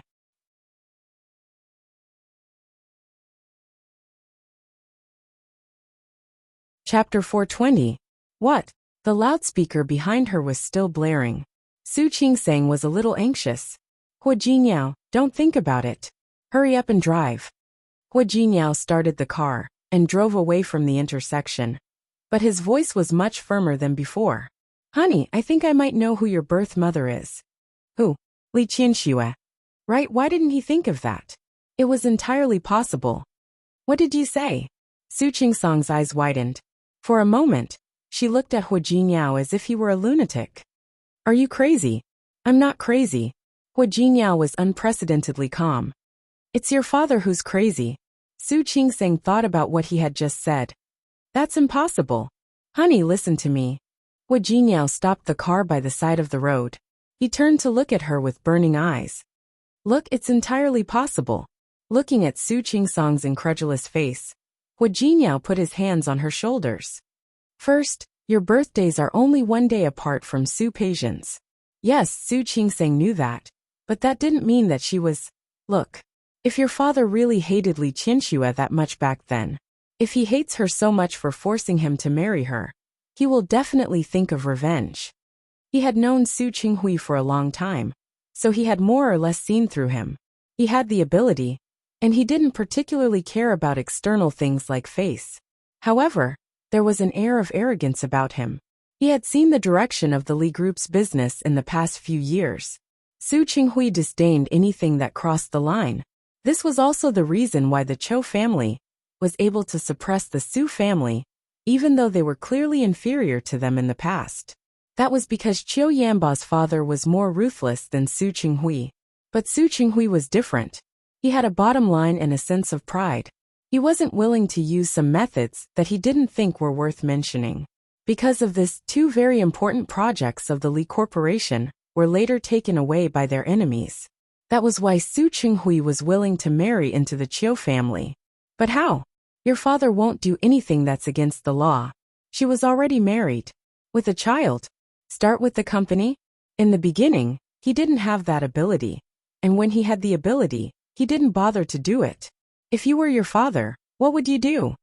Su Qingsang blinked, thinking about what Huajinyao had said. She understood the first sentence he said. But every sentence put together, she was unwilling to believe it. I don't believe it. This was impossible. If her biological mother was Li Qianxue, then what about Su Peixian? Who is Su Peixian? That's my point.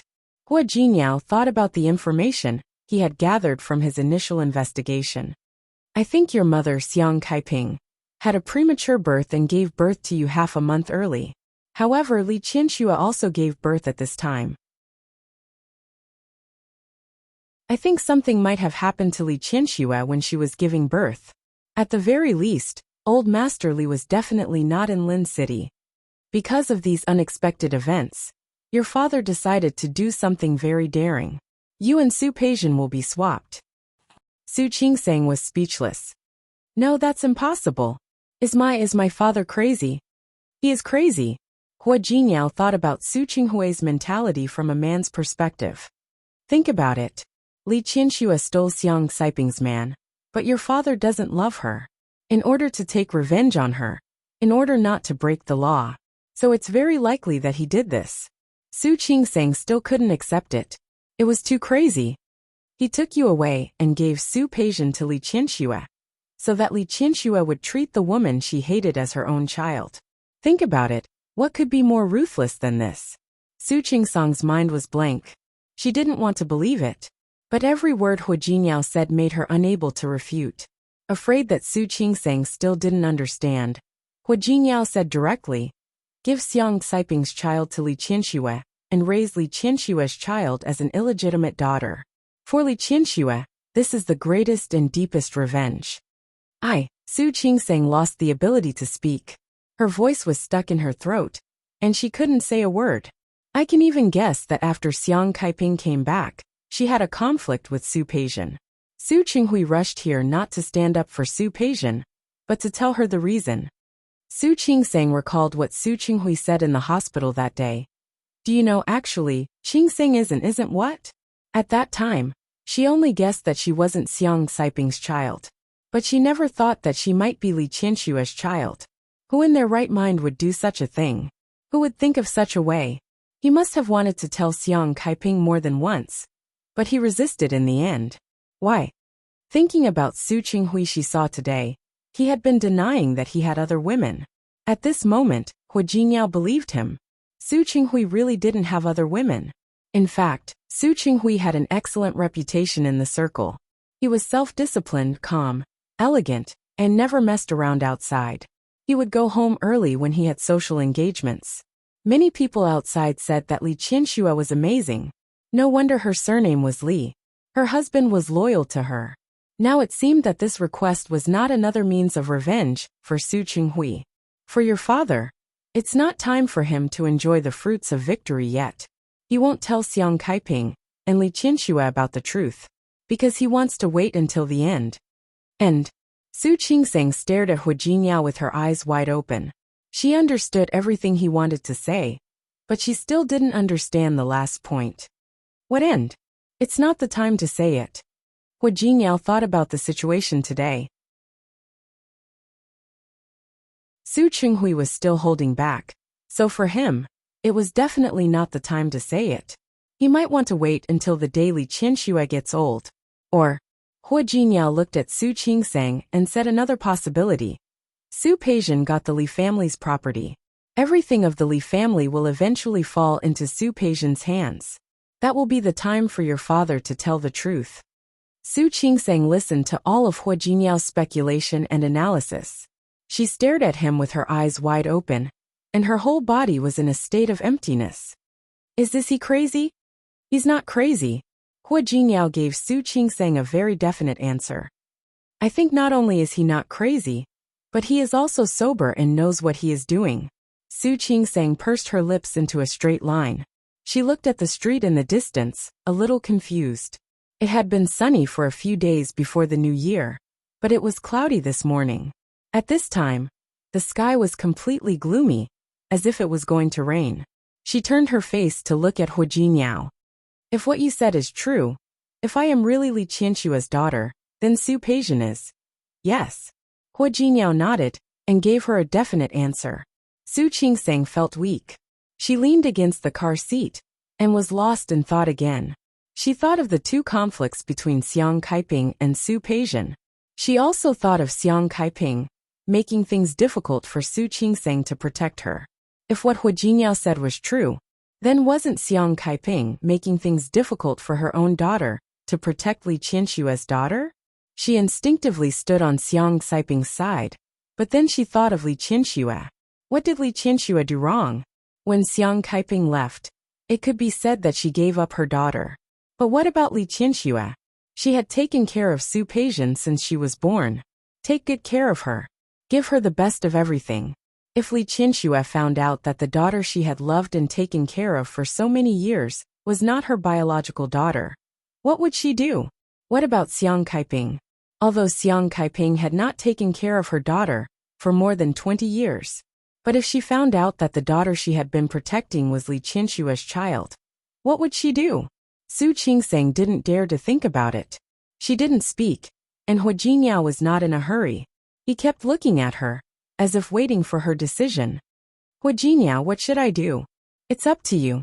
Hua Jinyao took her hand into his own, and wrapped it tightly around his own. When he found that her hand was cold, he frowned and said, If you want to acknowledge Li Qianxue, let's go back to the Su family now and tell them the truth. That's it. What else? Hua Jinyao rubbed her palm and supported her. As long as you want it, it's that simple. But Su Qingsang couldn't convince herself. She couldn't accept it so easily and believe it. What if I'm wrong? There's a 90% chance. Hua Jinyao had just thought about everything. The more he thought about it, the more he felt that this was the correct answer. But, Su Qingsang was still a little hesitant. What if Li Qianxue doesn't believe it? Or Su Qinghui doesn't admit it? It's simple. Hua Jinyao could see that Su Qingsang didn't believe the answer herself. If Su Qinghui doesn't admit it, we'll do a paternity test. A paternity test was the best proof of the result. They all knew that.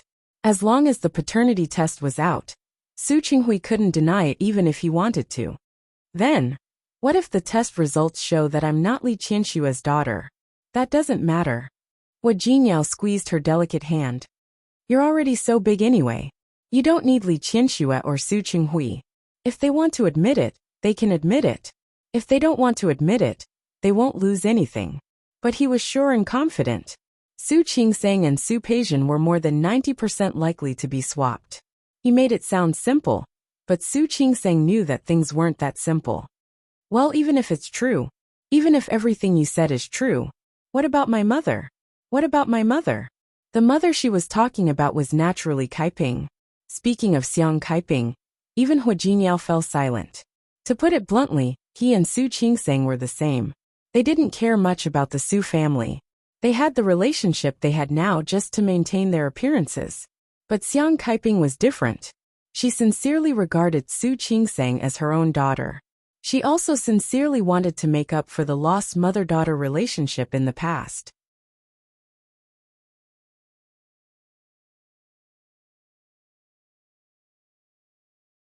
Chapter 421. Could she accept it? What would she do? Would Xiang Kaiping accept Su Peijian as her daughter? Or would she be disappointed that Su Qingsang wasn't her daughter? The atmosphere in the car was very quiet. Su Qingsang thought about how Xiang Kaiping had taken care of her for the past few months. She really couldn't calmly acknowledge Li Qianxue. Firstly, after so many years, they hadn't developed any feelings for each other. The second reason was for Xiang Kaiping.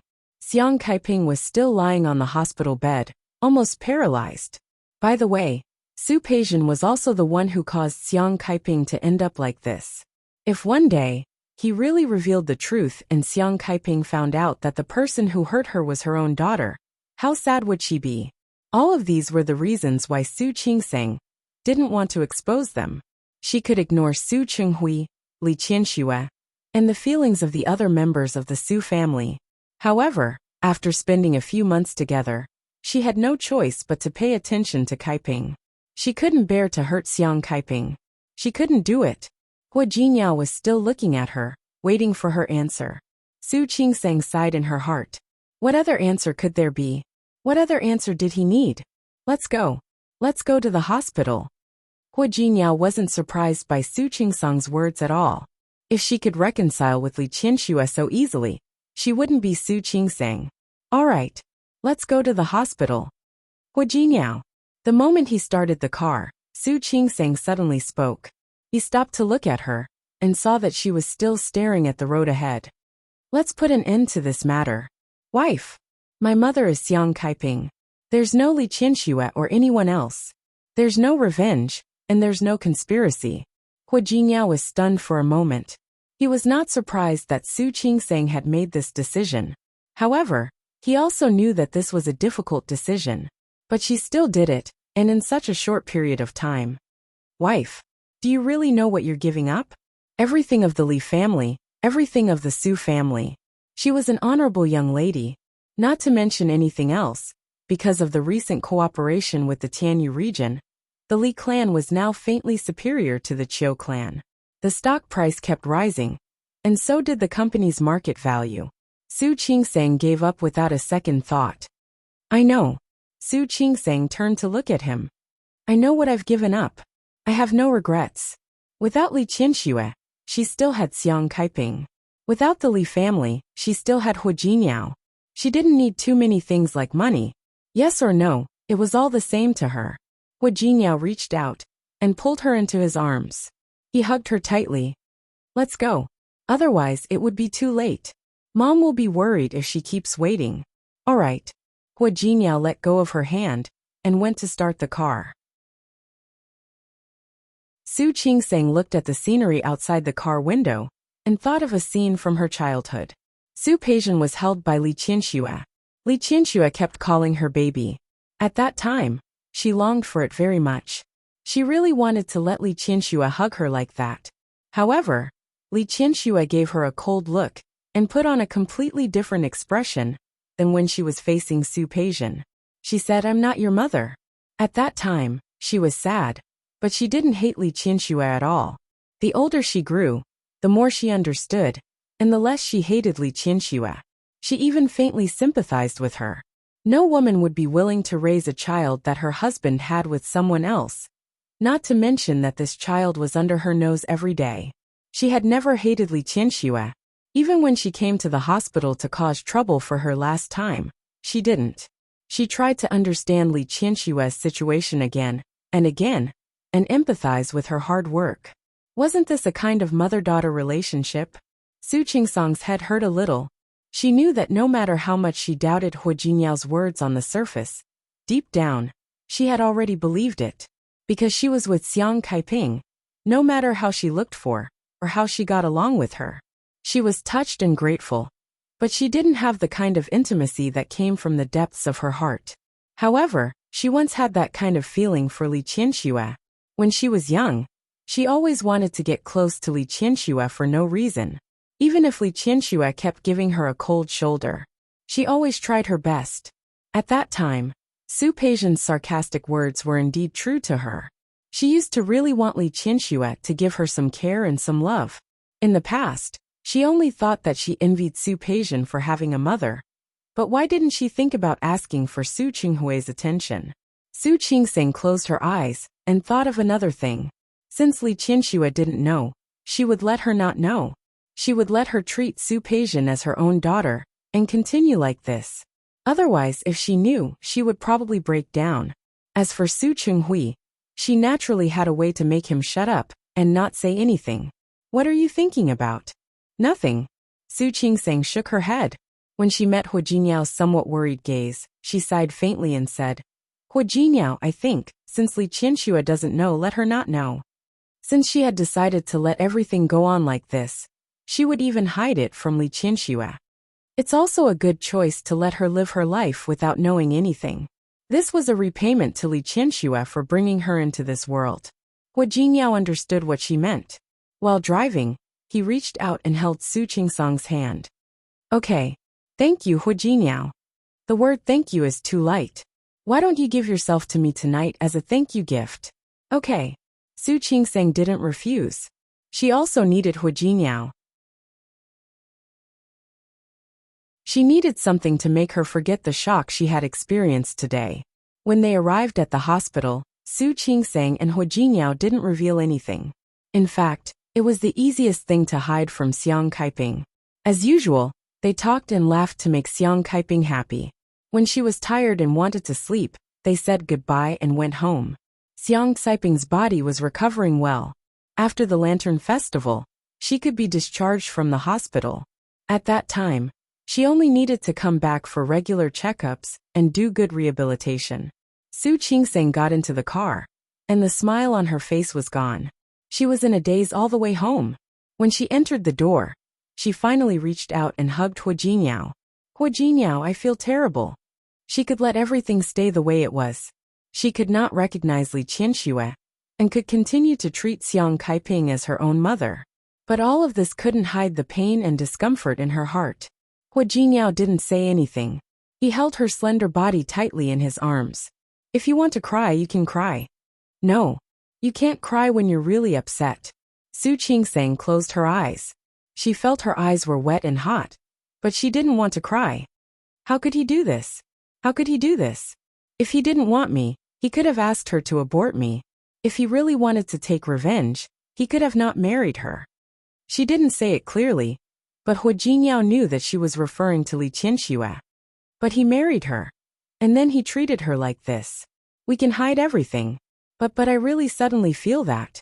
She's so pitiful. Some things couldn't stand thinking about. When Su Qingseng was with Xiang Kaiping, she could still maintain a smile on her face. But when they separated, She only felt terrible. He's so cruel. Su Qingseng tightened her grip on Hua Jinyao's shirt. She used a lot of force. How could he be so cruel? Hua Jinyao didn't know what he could say. In fact, he also looked down on Su Qinghui and couldn't forgive him for what he did.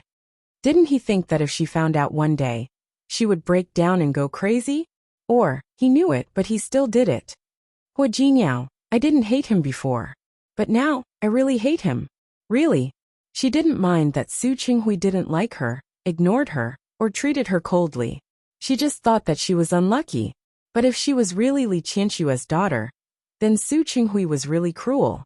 His actions were the most vicious revenge in the world, for a proud person like Li Qianshua. I really hate him. Hua Jinyao, do you understand? I hate him. Hua Jinyao pressed his chin against the top of her head and kissed her hair. Don't think about it. Really, don't think about it. If she finds out, what will she do? This was not only because Li Qianshua was her biological mother, but also because he couldn't bear to stand in the shoes of a woman. Honey, don't think about it. Hua Jinyao lowered his head to kiss her. Haven't you already decided? Then don't think about it. Hua Jinyao.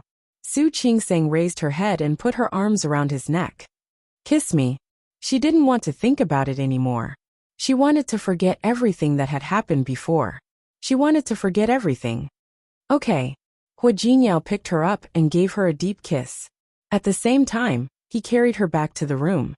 It was an extremely passionate night.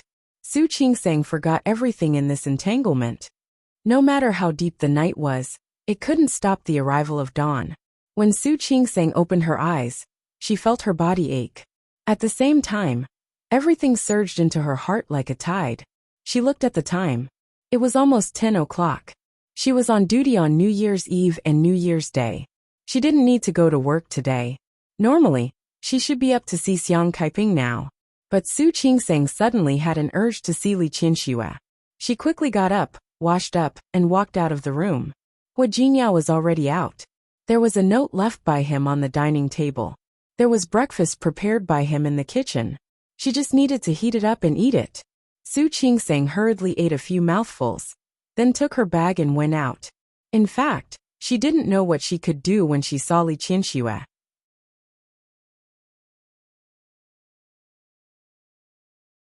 Chapter 422. Su Qingseng suddenly stopped when the car arrived at the Su family's villa. So what if he saw it? So what if it was confirmed? It had already been decided. Looking at it again would only increase her sadness. What if it wasn't true? What if all of Hua Jinyao's deductions were wrong? Thinking of this, Su Qingseng wanted to turn around and leave quickly. Sister. Su Yusen suddenly appeared. He stood by the car and knocked on Su Qingseng's window. Why are you here? Su Qingseng bit her lip and couldn't speak for a long time. What do you want? Are you going home? Su Yusen was referring to the Su mansion. Su Qingseng shook her head instinctively. When she saw Su Yusen's surprised look, she nodded again. Yes, I'm here for you. For me? Su Yusen raised his eyebrows. There was obvious confusion in his eyes. What do you want? It's nothing. Su Qingseng smiled awkwardly. Out of the corner of her eye, she saw her bag on the passenger seat, and her eyes lit up. Last time I went to Japan, I bought you a gift. I didn't have a chance to give it to you. Yesterday I forgot. So, as she spoke, she took out the gift from her bag, got out of the car, and put it in Su Yusen's hand. You came to give this. Su Yusen looked at the box in his hand. He was obviously surprised. Yes. Su Qingseng nodded. She rarely lied, but this time she had to. For a moment she looked a little uncomfortable. Su Yusen didn't think about it. He didn't open the gift. Looking at the box, he felt very touched. Thank you, sister. You're welcome. Su Qingseng glanced at him and said casually, Why are you alone? Where's Dad? He went out to give New Year's greetings. Then where's Auntie? Su Qingseng asked more casually. It sounded like she was just chatting. She went to the United States. Ah, went to the United States? Su Qingseng was stunned, obviously a little surprised. Yes. Su Yusen pointed to the car not far behind him, which had just driven into the Su mansion. I just drove my mother to the airport. She went to the United States to see my sister. He was referring to Su Peijian, of course. Su Qingsang nodded. She didn't know what to feel. Su Peijian, how is she? It's all right. Actually, it wasn't good at all. How good could it be to be alone outside and not be able to come back for the new year? Su Qingsang didn't know what to say. Wasn't Su Qinghui the one to blame for Su Peijian's poor life? She couldn't say it out loud. Auntie, didn't you go there before the new year? Su Yusin was a little surprised that Su Qingsang had asked about Li Qianxue twice today. However, he didn't think too much about it. I don't know. After you left yesterday, my mom started packing. Then he said he wanted to go to America to see my sister. In fact, Su Yusin didn't know what had happened. However, he could guess that it had something to do with Su Qinghui. However, as a child, it was not appropriate for him to question Su Qinghui.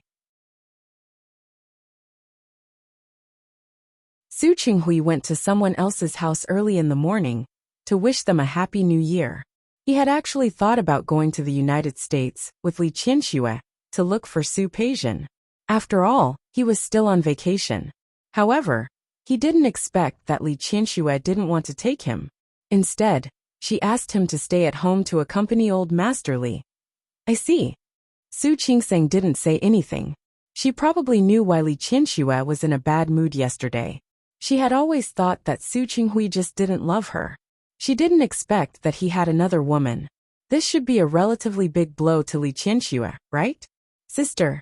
Seeing that Su Qingsang was distracted again, Su Yusin couldn't help but ask again. Su Qingsang smiled. It's okay. I was just chatting. Since Dad and Auntie are not at home, I'll leave first. You're not staying for dinner? No need. Su Qingsang turned to leave. Before she left, she looked at Su Yusin and suddenly stopped. Yusin, you're going to take the college entrance examination this year, right? Yes. Good luck. Don't worry. I will. His grades had always been good. He didn't have to worry about his studies. That's good. Su Qingsang looked at Su Yusin. When she met his somewhat inexplicable gaze, she uncomfortably took a step back. Then I'll leave first. As she said this, her eyes suddenly looked at the top of Su Yusin's head. Hey, what is this? What? Lower your head. There seems to be something dirty on your head. When Su Qingsang spoke, she motioned for Su Yusin to lower his head. Su Yusin didn't think much about it. There were children outside setting off firecrackers just now. He might have bumped into it. The moment he lowered his head, Su Qingsang reached out and pinched a hair in front of her and gently pulled it. Okay. She pinched the hair tightly and smiled at Su Yusin. I saw wrong. I'm sorry. I didn't hurt you, did I? No. Even though Su Yusin felt that this sister was strange today, for the sake of her coming to pray, he didn't want to care about anything. It's good that you're fine. Su Qingsang waved her hand. Then, I'll leave first. Okay. Su Qingsang got in the car and watched Su Yusin wave at her, then go forward to the Su house. She pinched the strand of hair and carefully took out a piece of tissue from her bag to wrap it up. Su Qingsang closed her eyes. There were some things, even if she didn't want to say it, she hoped that there would be a result. Su Qingsang was about to start the car when she suddenly thought of something. Even if Su Yusin and she were not siblings of the same father and mother, half of their DNA would be similar. So this couldn't be counted. What should she do? Closing her eyes, Su Qingsang still drove the car into the Su house. Old Master Li and Su Yusin were already sitting in the living room talking. They were talking about Li Qianxue's trip to the United States. They were a little surprised to see Su Qingsang enter the door. Su Qingsang endured the awkwardness and greeted them. She used the excuse that she had something to take from her room upstairs, and turned to go upstairs. Su Yusin really felt that Su Qingsang was not normal today, so he wanted to follow her to see, but old Master Li asked about Li Qianxue again. Su Yusin was a little slow, but Su Qingsang took the opportunity to go upstairs and go to Su Qinghui and Li Qianxue's room. It wasn't the 7th day of the Lunar New Year, so there weren't many servants in the Su family. Most of them were on vacation. She didn't have to worry about not being able to find Li Qianxue's hair on Su Qinghui and Li Qianxue's pillows. She successfully found 2 strands of hair, one long and one short. Carefully arranging the 2 strands of hair, Su Qingsang quickly left the room. She went to Su Qinghui's study again. At this time, she was really grateful to Su Qinghui for being so at ease with his family. The door wasn't locked at all. She also found Li Qianxue and Su Qinghui's medical reports in the bottom drawer of the study. Su Qinghui was type B, but Li Qianxue was type AB. Su Qingsang also saw the other 2 medical reports. One was Su Yusin's, who was also type AB. The other was Su Peixian's, who was type B. Putting the 4 medical reports back in the drawer, Su Qingsang felt that even if she didn't do a paternity test now, she would be able to guess the result. Su Qinghui was type B, and Xiang Kaiping was type O. Children born from the combination of type B and type O blood. They were either type O or type B. Therefore, Xiang Kaiping couldn't give birth to her, but she could give birth to Su Peixian. Su Peixian was type B, which happened to be the same blood type as Su Qinghui. This was also the reason why Li Qianxue didn't suspect or suspect anything for so many years. And Su Yusin was type AB. Just like her, he had inherited Li Qianxue's blood type. Su Qingsang finished reading and left in a hurry. At the stairs, she happened to meet Su Yusin, who came up to see what was wrong with her. "Sister, did you find what you were looking for? Do you need help?" "No need." Su Qingsang shook her head. "I didn't find it. Maybe I remembered wrongly. Is it very important? Do you want me to help you?" "No need." Su Qingsang shook her head. "You stay with the old master. I have something to do, so I have to go." Su Yusin only felt that Su Qingsang was acting strange today. He didn't think too much about it. Finally, he thought of another thing. Could it be that Su Qingsang was wronged by Hu Jinyao? She wanted to ask her family to stand up for her, but was embarrassed? Thinking about it carefully, it was really possible. Su Yusin thought about it and decided to find a chance to ask. Even if Li Qianxue didn't recognize Su Qingsang, he had already regarded her as his sister. Su Qingsang didn't know that Su Yusin had a big misunderstanding because of her strangeness.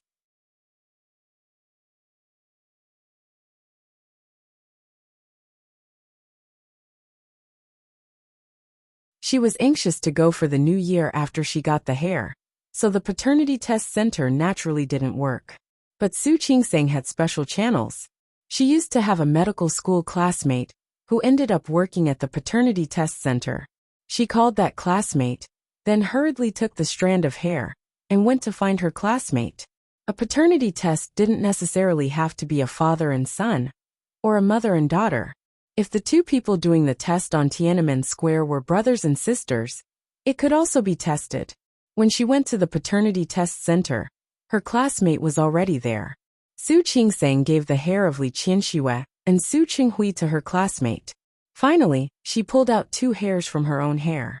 She put them together with Su Qinghui's and Li Qianxue's. "Please do a paternity test for me." "What's wrong?" Her friend took the 2 hairs and began to note her information. "After so many years, you suddenly found out that you were picked up by your parents. Are you a little tadpole looking for its mother today?" Su Qingsang wasn't in the mood to fool around with her. "This name is my father. This is my aunt. Now that she said that she is my mother, I'm actually willing to believe them, but I still want to make sure. So please." "Okay. I know what to do." Her classmate marked it and glanced at Su Qingsang. "Come back in a week to get the results." "That long?" Her classmate laughed. "Okay. I'm just kidding. Other people need a week. You can come back tomorrow." "Okay. Thank you." Su Qingsang's heart didn't relax because of her classmate's words. Instead, she felt that her heart couldn't calm down. You're tuning in to the Li Mei's Wuxia Whispers YouTube channel. We're so grateful for your support, and don't forget to subscribe to join us on this incredible journey through captivating stories. Your generosity through donations truly makes a world of difference, as it's the primary source of revenue that allows me to expand and enhance this channel for you. Thank you from the bottom of my heart for being a part of this adventure.